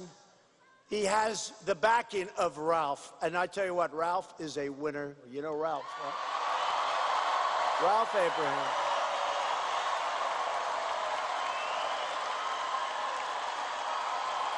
Right? He has the backing of Ralph. I just spent a lot of time with Ralph Abraham. We came in together, and Ralph wouldn't have missed it, and he's an incredible man. He's an incredible man, and he respects Eddie, and Eddie respects him a lot. They had a hard-fought deal, but they respect each other and like each other a lot. And that's rare, because I'll tell you what, if I'm going against somebody, I don't know if I can ever like him. I don't know. But Ralph is a better man than me. He's a better man.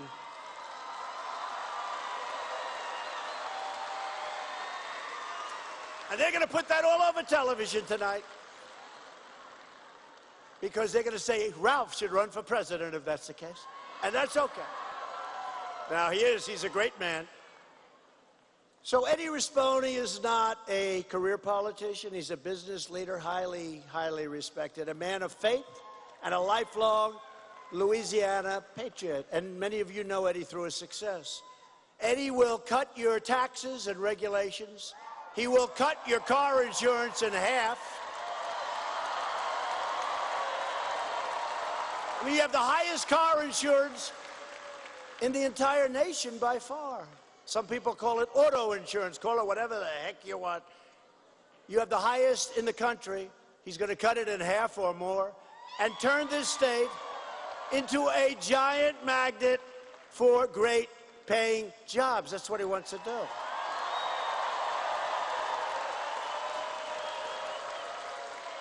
Eddie is tough on crime, strong on borders, and he'll work with ICE and Border Patrol to get violent criminals off the streets. We'll bring them back to their country, ideally, or we'll put them in jail where they belong.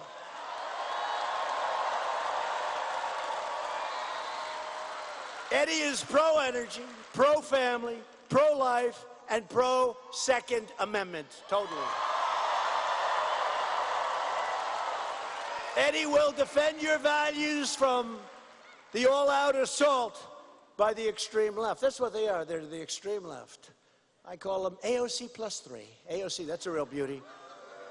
You only have 11 years to live, folks, 11 years, because climate change is just coming up on us so fast. You know, it's 12 years, but today I heard one of these crazies say, it's down to 11. And they arrested Jane Fonda, nothing changes. I remember 30, 40 years ago, she always has the handcuffs on. Oh, man. She's waving to everybody with the handcuffs. I can't believe it. Remember that? She went to Vietnam to find out how nice they were. They weren't too nice to her, by the way. No, they arrested her today. Jane Fonda, nothing changes. They arrest every 25 years they arrest her.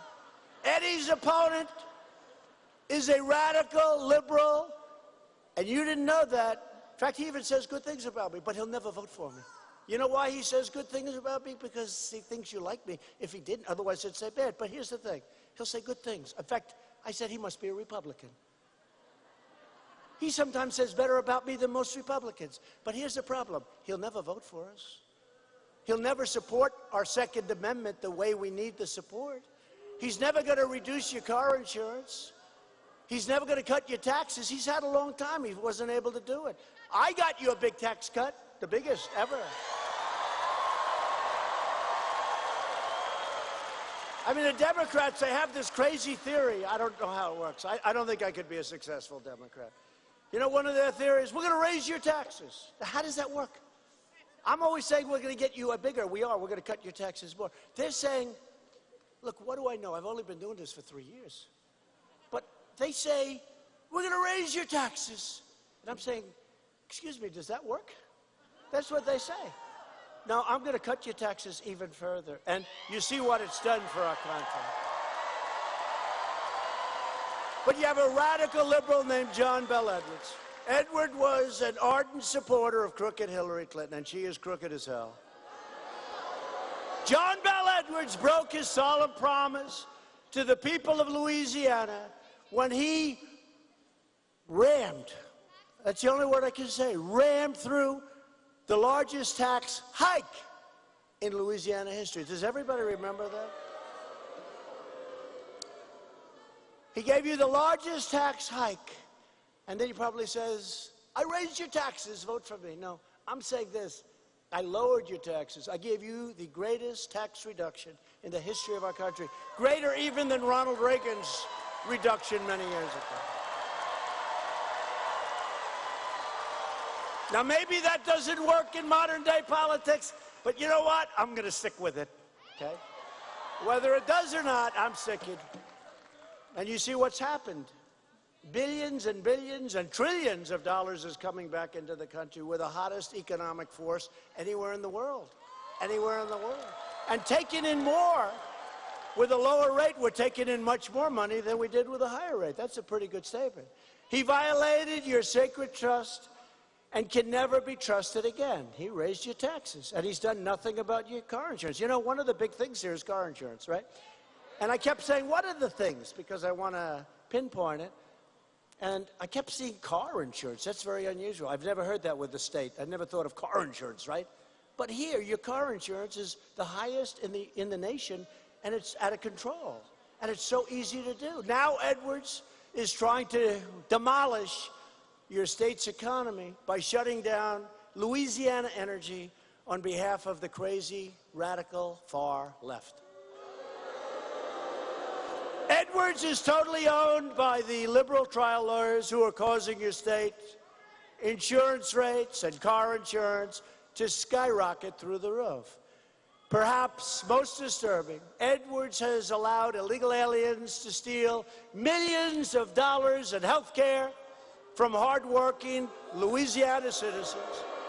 He cares more about illegal aliens than he cares about Louisiana citizens. I'll tell you what, I love our military. Eddie loves our military. They care more about illegal aliens than taking care of our vets and taking care of our military. Edwards is dangerously soft on crime, you know that. And Louisiana has the highest murder rate. I hate to say this. Please turn off those television cameras immediately. I don't want to say it. But you have the highest murder rate anywhere in the United States. I didn't know that. I didn't want to say it. Okay, I'm sure they turned it off because they really listened to it. Edwards is backed by his fellow open border extremists and pro-abortion lobby.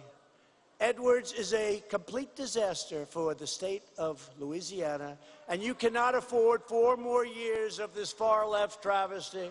It is time to replace your failed governor, John Bel Edwards, with Eddie Rispone, who's going to do an incredible job.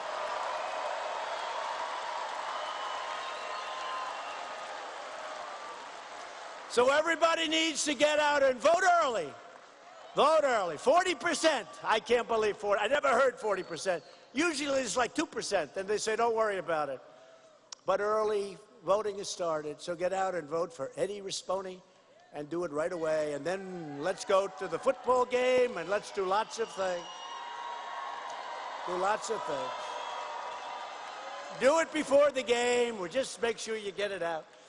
And you know, the election itself is going to be taking place Saturday, so get out.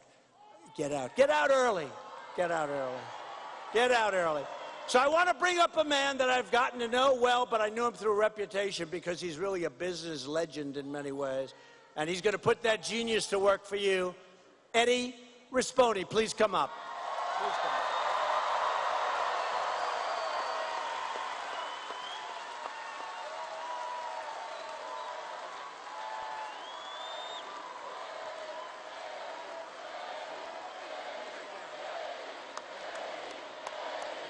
That is crazy.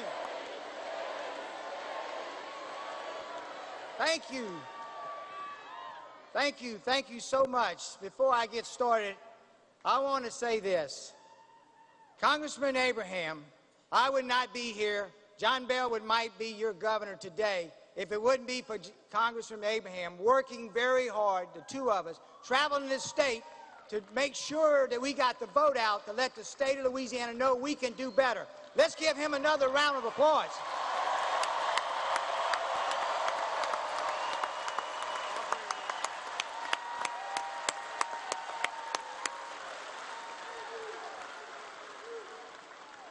Louisiana is Trump country. Is that right?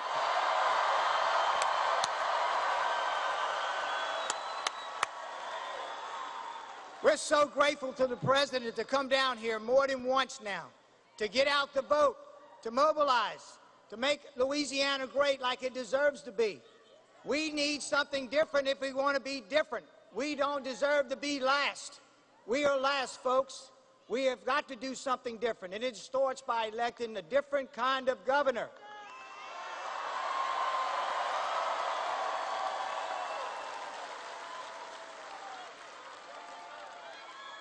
We need a pro-Trump, conservative, an outsider, someone with serious business skills, someone that's not beholden to special interests, someone that's got backbone to go against the status quo, someone like Trump.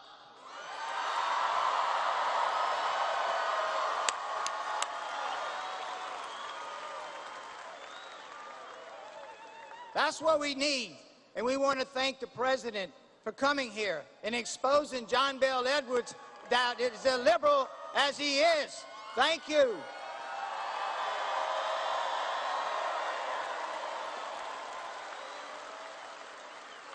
John Bel Edwards would want you to believe he's not one of those liberal lunatics that are trying to impeach our president. We can send a message to them by voting me in and voting and supporting our president, Donald Trump.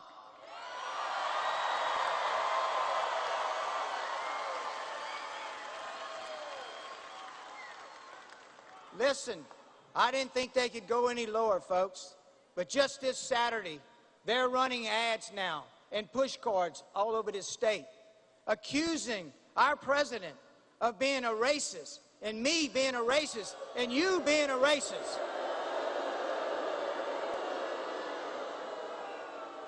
It is disgusting how low they will go.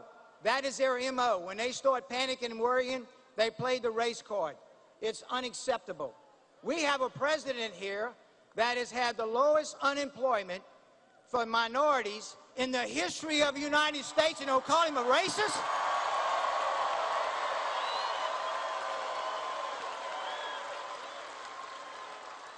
We need to send them a message, folks. Louisiana is conservative. We're going to have a conservative governor, an outsider, a businessman, someone who would make us #1 in the nation. We can do that with your vote.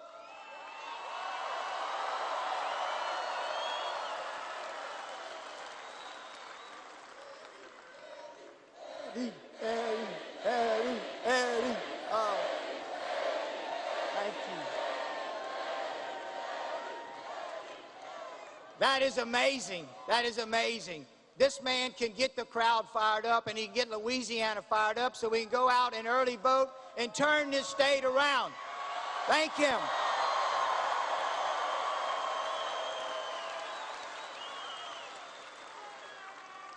I need your support. I need your vote. And my wife and my family can use your prayers. Thank you.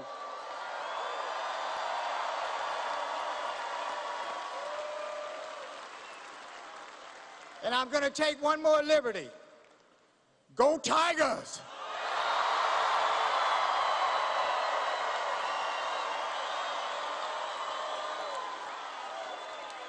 Beat Bama!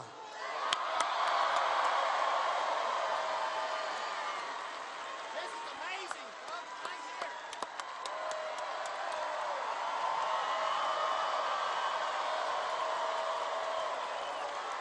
Thank you, Eddie.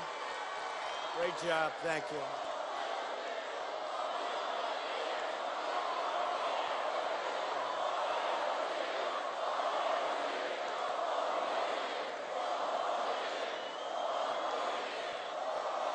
Thank you very much. Thank you, Eddie. Good man. Great man. Going to be a great governor. We're also thrilled to be joined tonight by many of your wonderful Louisiana leaders. And I have to say, right now, two of them, they're warriors. They're incredible warriors. I'll ask them to come up for just a second, but they don't stop. Very different type personalities, both unbelievable. They fight so hard for me, for you. They love this state. They love this country. Senator Bill Cassidy, Senator John Kennedy. Come on up, fellas.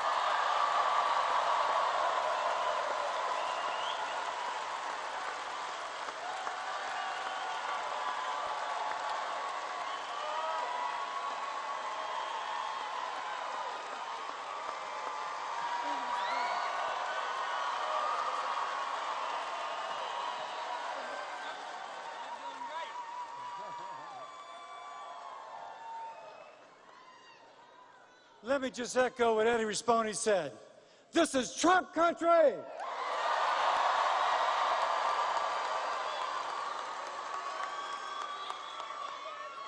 And let me add to what he said. With your help, but only with your help, we can make it Rispone country. Thank you!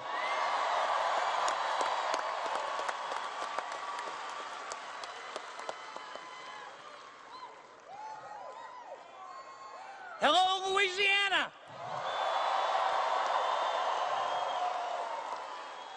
Thank you, Mr. President, for visiting our state.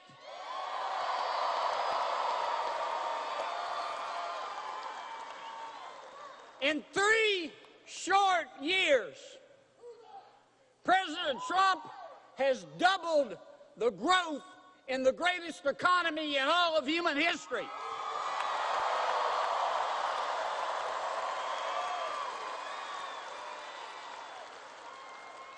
And you know what our Democratic friends have done for him?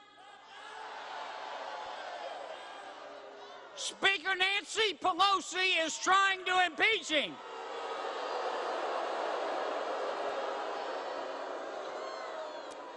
I don't mean any disrespect, but it must suck to be that dumb.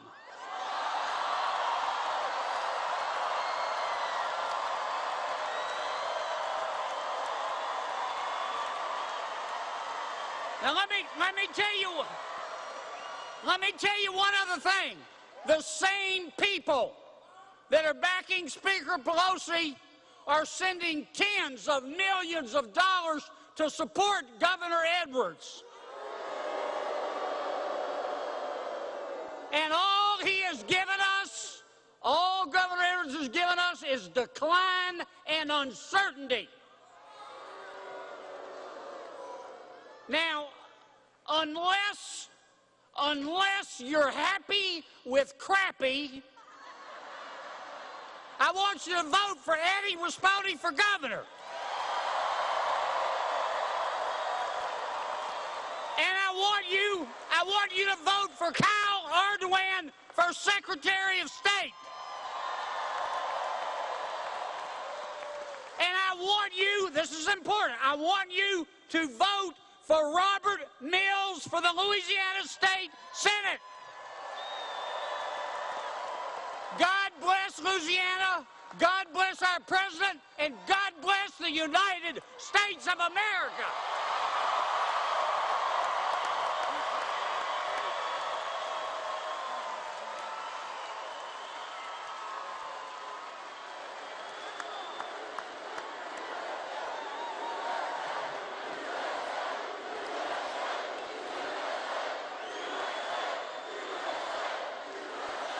Two great guys, two great warriors, two people that love your state, they love our country, and I appreciate it too very much. Two great senators. So I just want to bring up for a second a man who is an incredible campaigner, an incredible congressman. You talk about loving our country. He'll die for our country. He'll die for the people of this state. He loves the people of this state. He did really well. It was a tight race, and he is all in for Eddie, and that's Ralph Abraham, Congressman. Come on up, Ralph.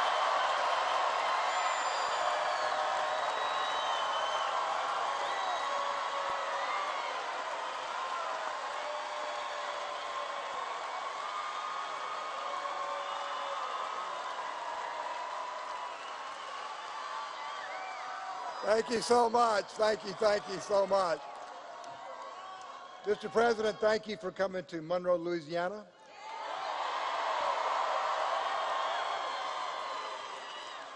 And thank you for making America great again.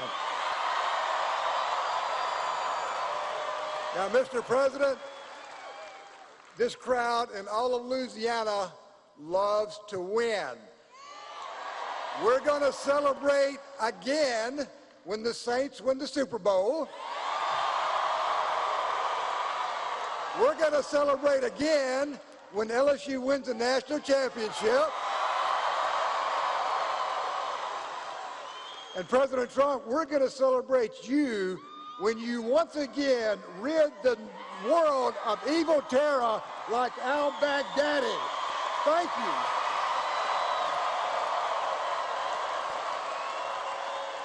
But you heard the president. We are dead last. We must do better. And to our veterans here, whose shadow that we stand in every day, to our farmers and our ranchers that till the land and herd the cattle from dawn to dusk, for our oil and gas industry that has, as you heard the president say, made us energy dominant, to our law enforcement that runs toward the bullet when we run away, and to all of us that fill up their church pews on Sunday morning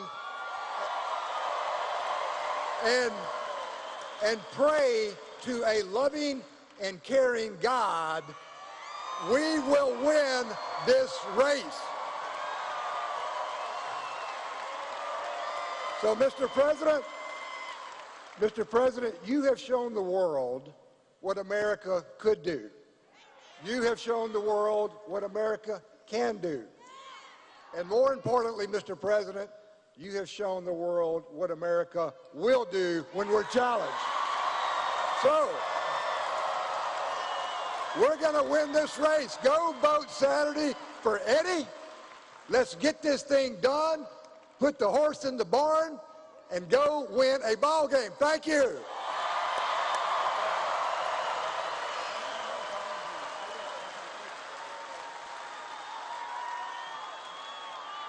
Thank you very much. He's a great guy. He's a great guy. We appreciate it. I called Ralph. I said, Ralph, I'd love to have you. He said, sir, if you want me, if you need me, I'm here. And that's a real man. Thank you very much. That's a real man. And they're friends. They're real friends. So, where's Mason? You know, Ralph said, Mason, where's Mason? Ralph was saying, Mason, where are you, Mason? What a job he did. What'd you do, fly around the world as the youngest person ever or something? Huh? Well, Ralph said I got to mention, so I got to mention you. Thank you very much. Thank you.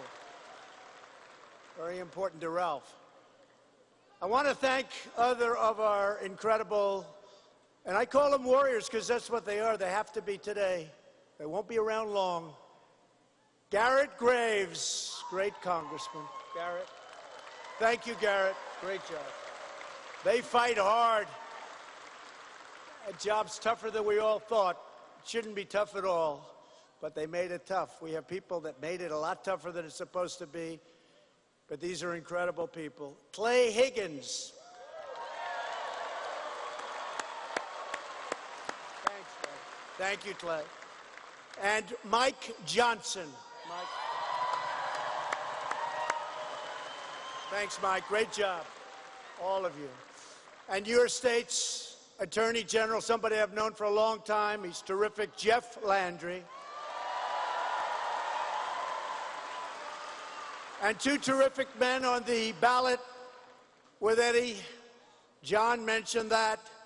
Kyle Ardoin and your next state senator, Robert Mills. We're also joined by Louisiana's own Phil and Willie Robertson. I love them.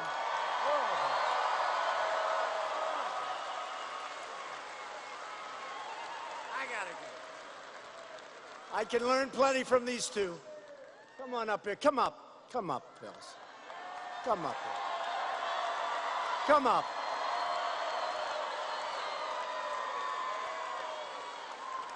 Great people. They've been with us from the beginning, right from the beginning.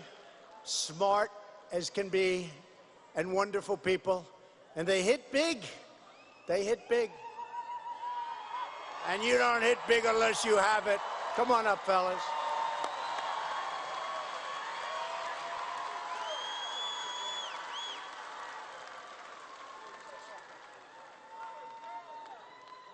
I got it down to this.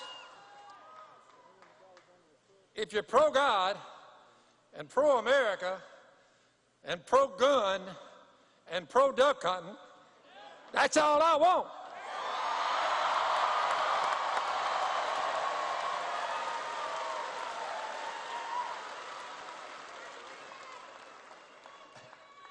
Well, I don't know what else to say after following Phil and the president and Eddie, but thank you guys so much. You have been such a great community to share life with, to worship with, and I'm so tickled to be here with the president that he actually came down to our community, and let's go, Eddie.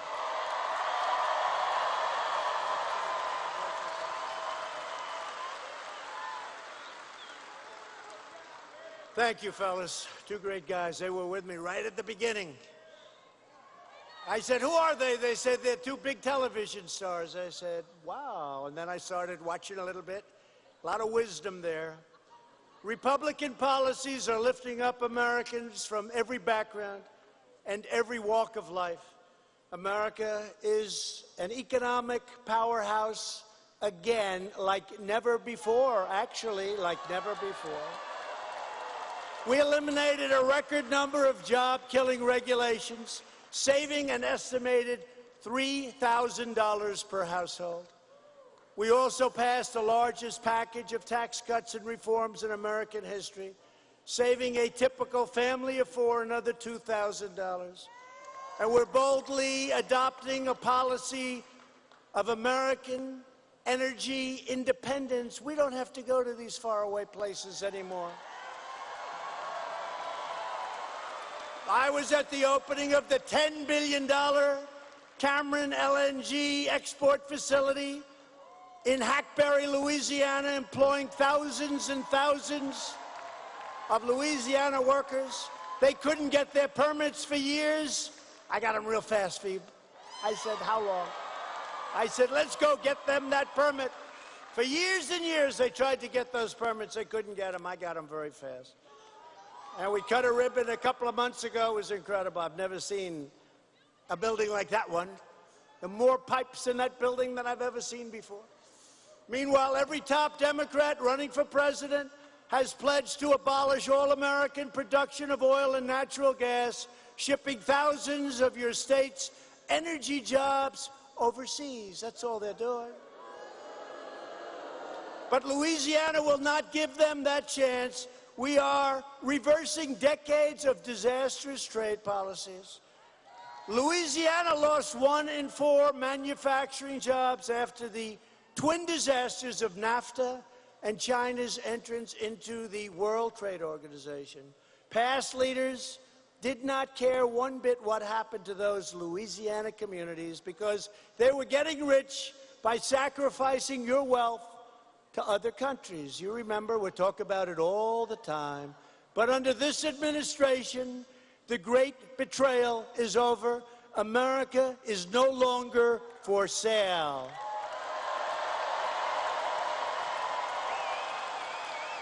Thanks to my tariffs, we're taking in billions and billions of dollars from a country that never gave us 10 cents, China. Can you imagine if we ever let the radical Democrats take over negotiations with China? Wouldn't be too good. Let's get Hunter to do it, right? Let's get Hunter. Come on, Hunter. Come on, Hunter. Let's see how you do, Hunter. China would love it. More than anything else, they'd love to be dealing with a different president. They actually do like me, but they don't like me what I'm doing exactly to them. They're having the worst year they've had in 57 years. But it's not going to happen that way because we can't let our country go back to the days of being ransacked and plundered by other nations. We will not be taken advantage of any longer. Before my election, our leaders used the great American middle class as a piggy bank to fund their delusional global projects. They decimated American factory. You know this. American manufacturing was broken and decimated. They promoted economic growth in foreign countries. They didn't promote economic growth in our country. They used our military to defend immensely wealthy nations, subsidizing their welfare states with your money. And they poured precious American blood and treasure into the Middle East while our great cities fell into disrepair. $8 trillion was spent in the Middle East. Then you want to fix a highway, they say, well, that's pretty expensive, right? Not anymore. But I was elected to be the President of the United States, not the President of the world.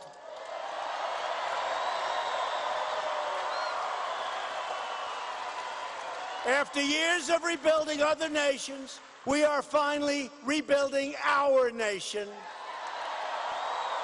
And we are finally putting America first. Haven't heard that for a long time.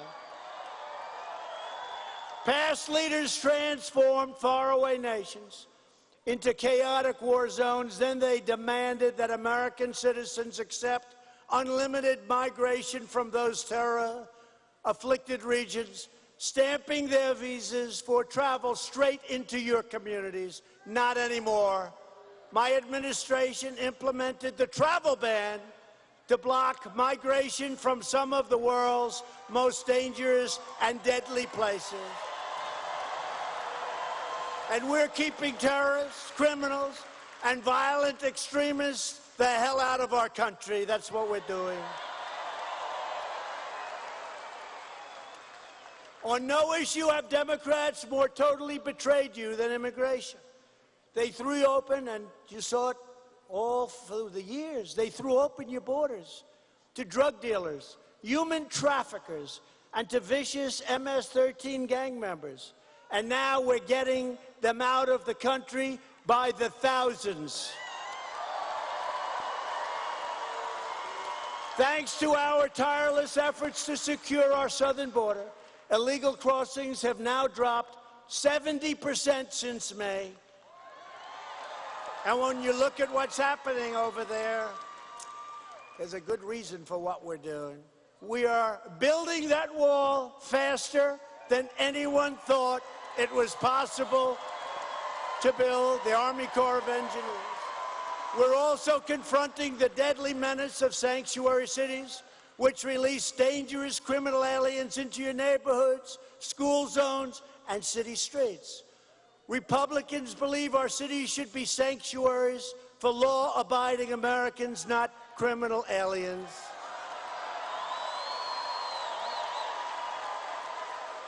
And Republicans will always stand with the heroes of ICE, Border Patrol, and law enforcement. In the last administration, vile slanders of our police went unanswered and unchallenged. Now we are once again condemning anti-police bias and giving our officers the respect that they so rightly deserve. If you want to show your love and support for American law enforcement and just plain success of your state and your country, then vote early for Eddie Rispone. Democrats are becoming more extreme by the day. The Democrats' planned government takeover of health care would demolish your Medicare. I will always protect Medicare for our nation's seniors. We will always protect patients with pre-existing conditions, and we will also protect patients with pre-existing physicians. Democrats want to take away our doctors. Republicans will strongly defend your right to keep your doctor. You remember that with President Obama. You keep your doctor, you keep your plan. 28 times, it was a lie. Our ambitious campaign to reduce the price of prescription drugs has produced the largest decline in drug prices in over 50 years. Virtually every top Democrat also now supports late-term abortion, ripping babies straight from the mother's womb right up until the moment of birth. That is why I have asked Congress to prohibit extreme late-term abortion, because Republicans believe that every child is a sacred gift from God.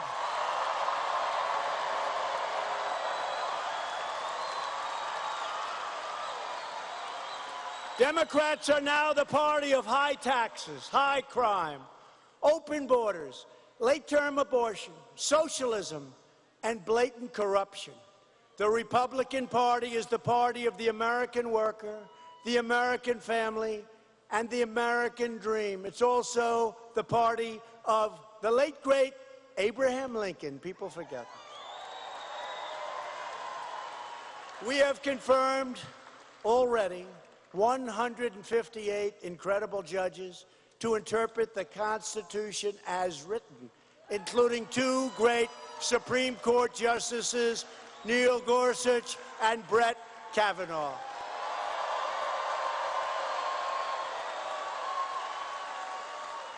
Our historic investment in rebuilding the military has included more than $30 million to Barksdale. Do you know where that is? You know where that is? Barksdale. Where's Barksdale? Nice? Good. Barksdale Air Force Base, right here in Louisiana, and $40 million to Naval Air Station, Joint Reserve Base in New Orleans. I withdrew from the horrible, one-sided Iran nuclear deal. I recognized Israel's true capital and opened the American embassy in Jerusalem. And we recognized Israeli sovereignty over the Golan Heights after 52 years. For years you watched as your politicians apologized for America. Now you have a president who is standing up for America, and we are standing up for the people of Louisiana.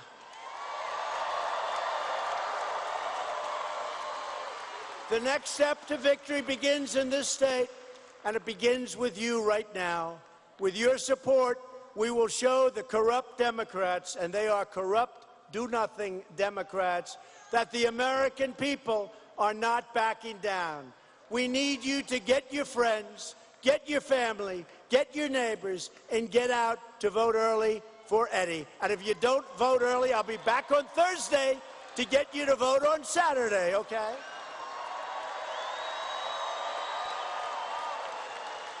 With your help, we will lift millions more of our citizens from welfare to work, dependence to independence, and poverty to prosperity. Together, we will elect a Republican Congress, we're going to be able to do that. We have to be able to do that. To create a fair, safe, sane, and lawful system of immigration and many other things. We will enact trade deals that result in more products proudly stamped with that beautiful phrase, made in the USA.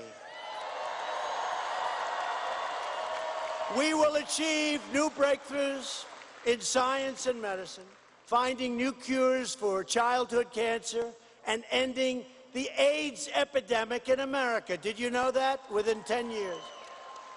I never knew we could do it until recently, and we put up the money. We'll have the AIDS epidemic ended. Who would have thought we could have done that?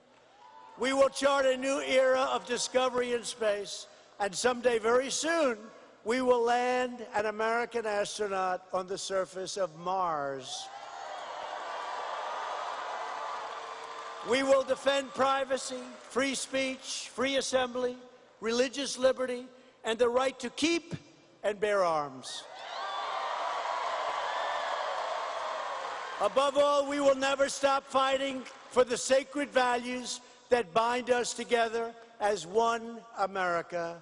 We support, protect, and defend the Constitution of the United States.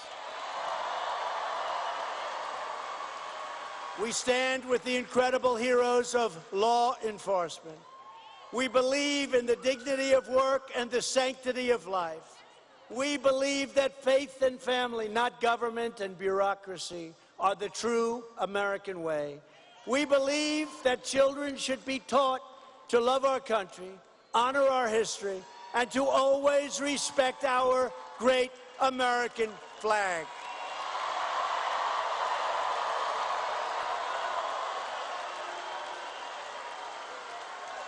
And we live by the words of our national motto, and they will never, ever change as long as we're here. In God we trust.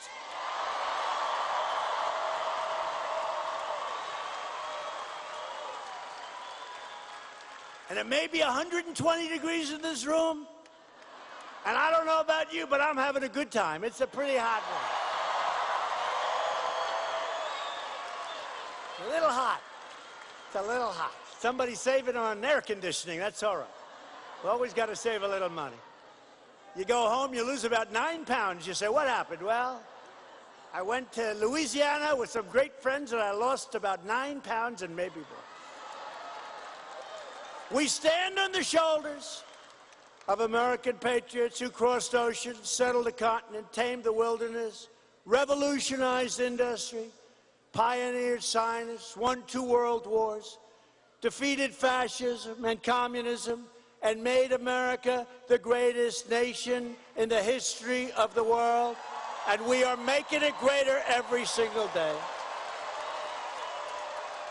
Proud citizens like you help build this country.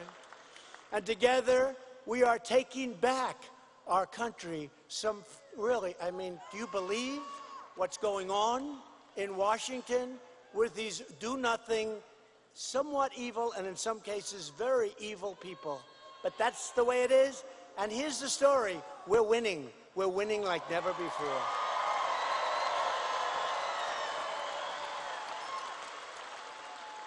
And if we weren't winning, they wouldn't care. Life would be a lot of fun in Washington, probably. But we have to do what we were sent to do, right? We have to do it. We're returning power to you, the American people.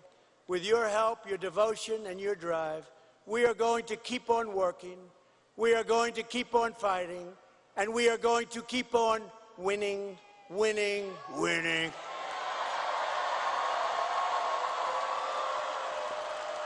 Let me ask you this. Are the people of Louisiana getting tired of winning? Is anybody getting tired? Because I could go to John and Bill, and I could say, fellas, do me a favor. They'll come in. They'll be told by you, senators, we're winning too much. We can't take it anymore. There's too much winning. We liked our old way of life. We had lousy jobs. We got paid very little. There was no business. There was no nothing. Please go to Washington and see the president and tell the president, please, please stop winning so much. we're working too hard in Louisiana. We're winning too much. And I'll look at them and I'll say, sorry, fellas, we're going to keep on winning.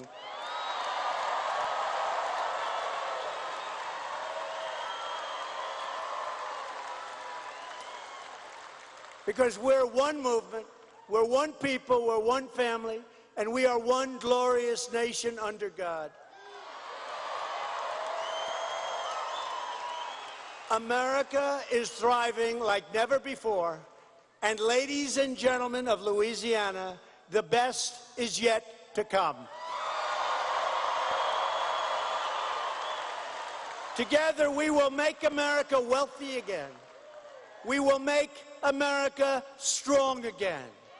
We will make America proud again.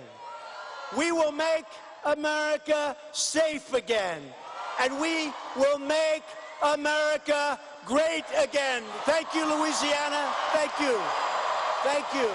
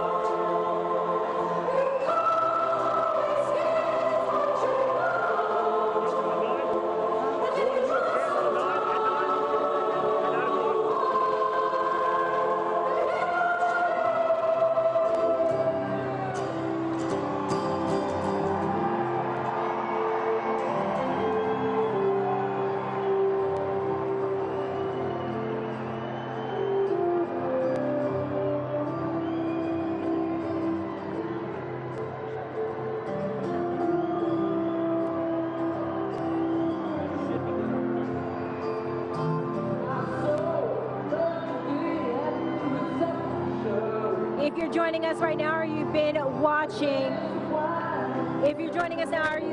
watching, you just witnessed the 45th President of the United States of America coming to Monroe, stomping for Eddie Rispone, the Republican candidate for governor of Louisiana. He's working to unseat Democratic incumbent Governor John Bel Edwards. The president spoke for roughly an hour. He began speaking at 7:43. He spent a lot of time following his party line, following his campaign tone, which talked a lot about the damage of Democrats, the dangers of Hillary, and the hoaxes and fake impeachment, and of course, the fake media. The crowd was very responsive to the president, at times turning around and booing the media, also chanting 4 more years.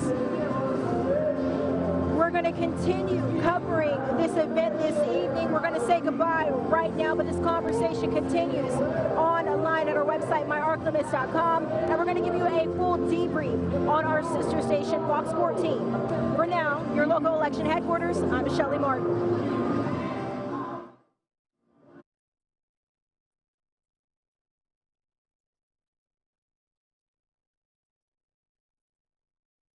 And now, your Call Sam forecast first with Chief Meteorologist Jared Floyd. Well, across the region, it has been a warm afternoon. Most spots seeing high temperatures in the upper end of the 70s through the course of the day. Not record-setting, but above normal. Morning low of 49 degrees. We'll look for overnight lows tonight to drop only into the mid to upper 50s as clouds continue to gather ahead of rain chances that will set up through the day tomorrow. High temperatures only topping out in the mid to upper 60s. That's forecast first. Fox 14 News at 9 starts right now. Topping out in the mid to upper 60s. That's forecast first. Fox 14 News at 9 starts right now. From Fox 14, the right news at the right time and the Spirit of Community Award winner. This is Fox 14 News at 9.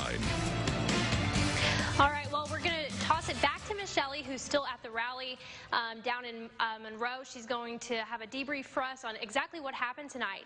Michelle? Sarah, it was a packed arena for the arrival of the 45th President of the United States, Donald Trump. He arrived to much fanfare, a huge scandal. ovation. Lots of people in here waiting to hear the message that he had. Make no mistake, tonight was not just about Eddie Rispone and his bid to become Louisiana's next governor. It was definitely a campaign rally for the president. The focus of his discussion, he started talking at 7:43, spent a lot of time talking about the good things he did. He talked about getting al-Baghdadi, he talked about jobs, he talked about making sure that they sent a message to bloodthirsty savages that you don't stand a chance against the might of the United States. He told everybody America is winning again. Spent roughly 20 to 30 minutes talking about the high points that have happened in his presidency so far, and then he turned it to Eddie Rispone and throwing support behind the Baton Rouge businessman.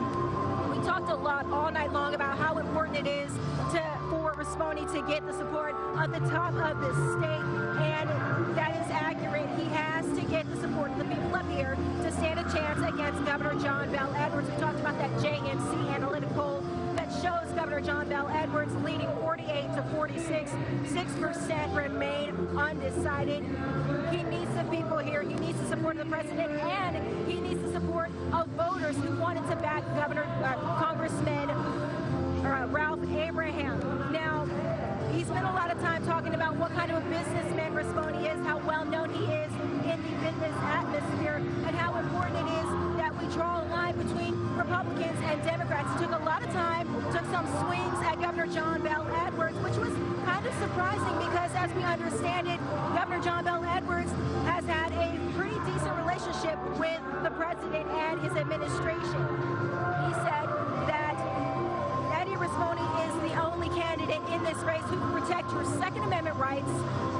John Bel Edwards can't do it like Eddie Rispone can. We're going to do a little fact check, and we do know that Governor John Bel Edwards is pro-guns, he's pro-Second Amendment. We also know that he is also pro-life. Now, the president said that Democrats are moving towards totalitarianism, and that he called Governor John Bel Edwards a radical liberal. Again, in the conversations that we've had at the station and just general conversations and interviews that we've had with Governor John Bel Edwards, he has always identified himself as a conservative liberal, along with some of the main contenders in the race for governor. He said, well, Abraham and Rispone are all pro-gun, pro-Second Amendment, and pro-life. Now, some of the more interesting facts that happened out here is how well the president was received. Obviously, we know Louisiana is a red state, we're a Republican state, and he asked how in the world, and I'm editing for television, how we ended up with a Democratic governor. Now, if we had to take a poll of the room right now to see how November 16th is going to end up, then we could tell you that the people in this room are working to put Eddie Rispone in the office. Now, again, this is all one side. We're still working to get more details, more information, and we'll hopefully bring you a full picture of everything. Now, make sure that you keep it with NBC 10, Fox 14 News to make sure that you follow all of the developing stories that come out of this press rally. For your local election headquarters, Michelle Martin, back to you.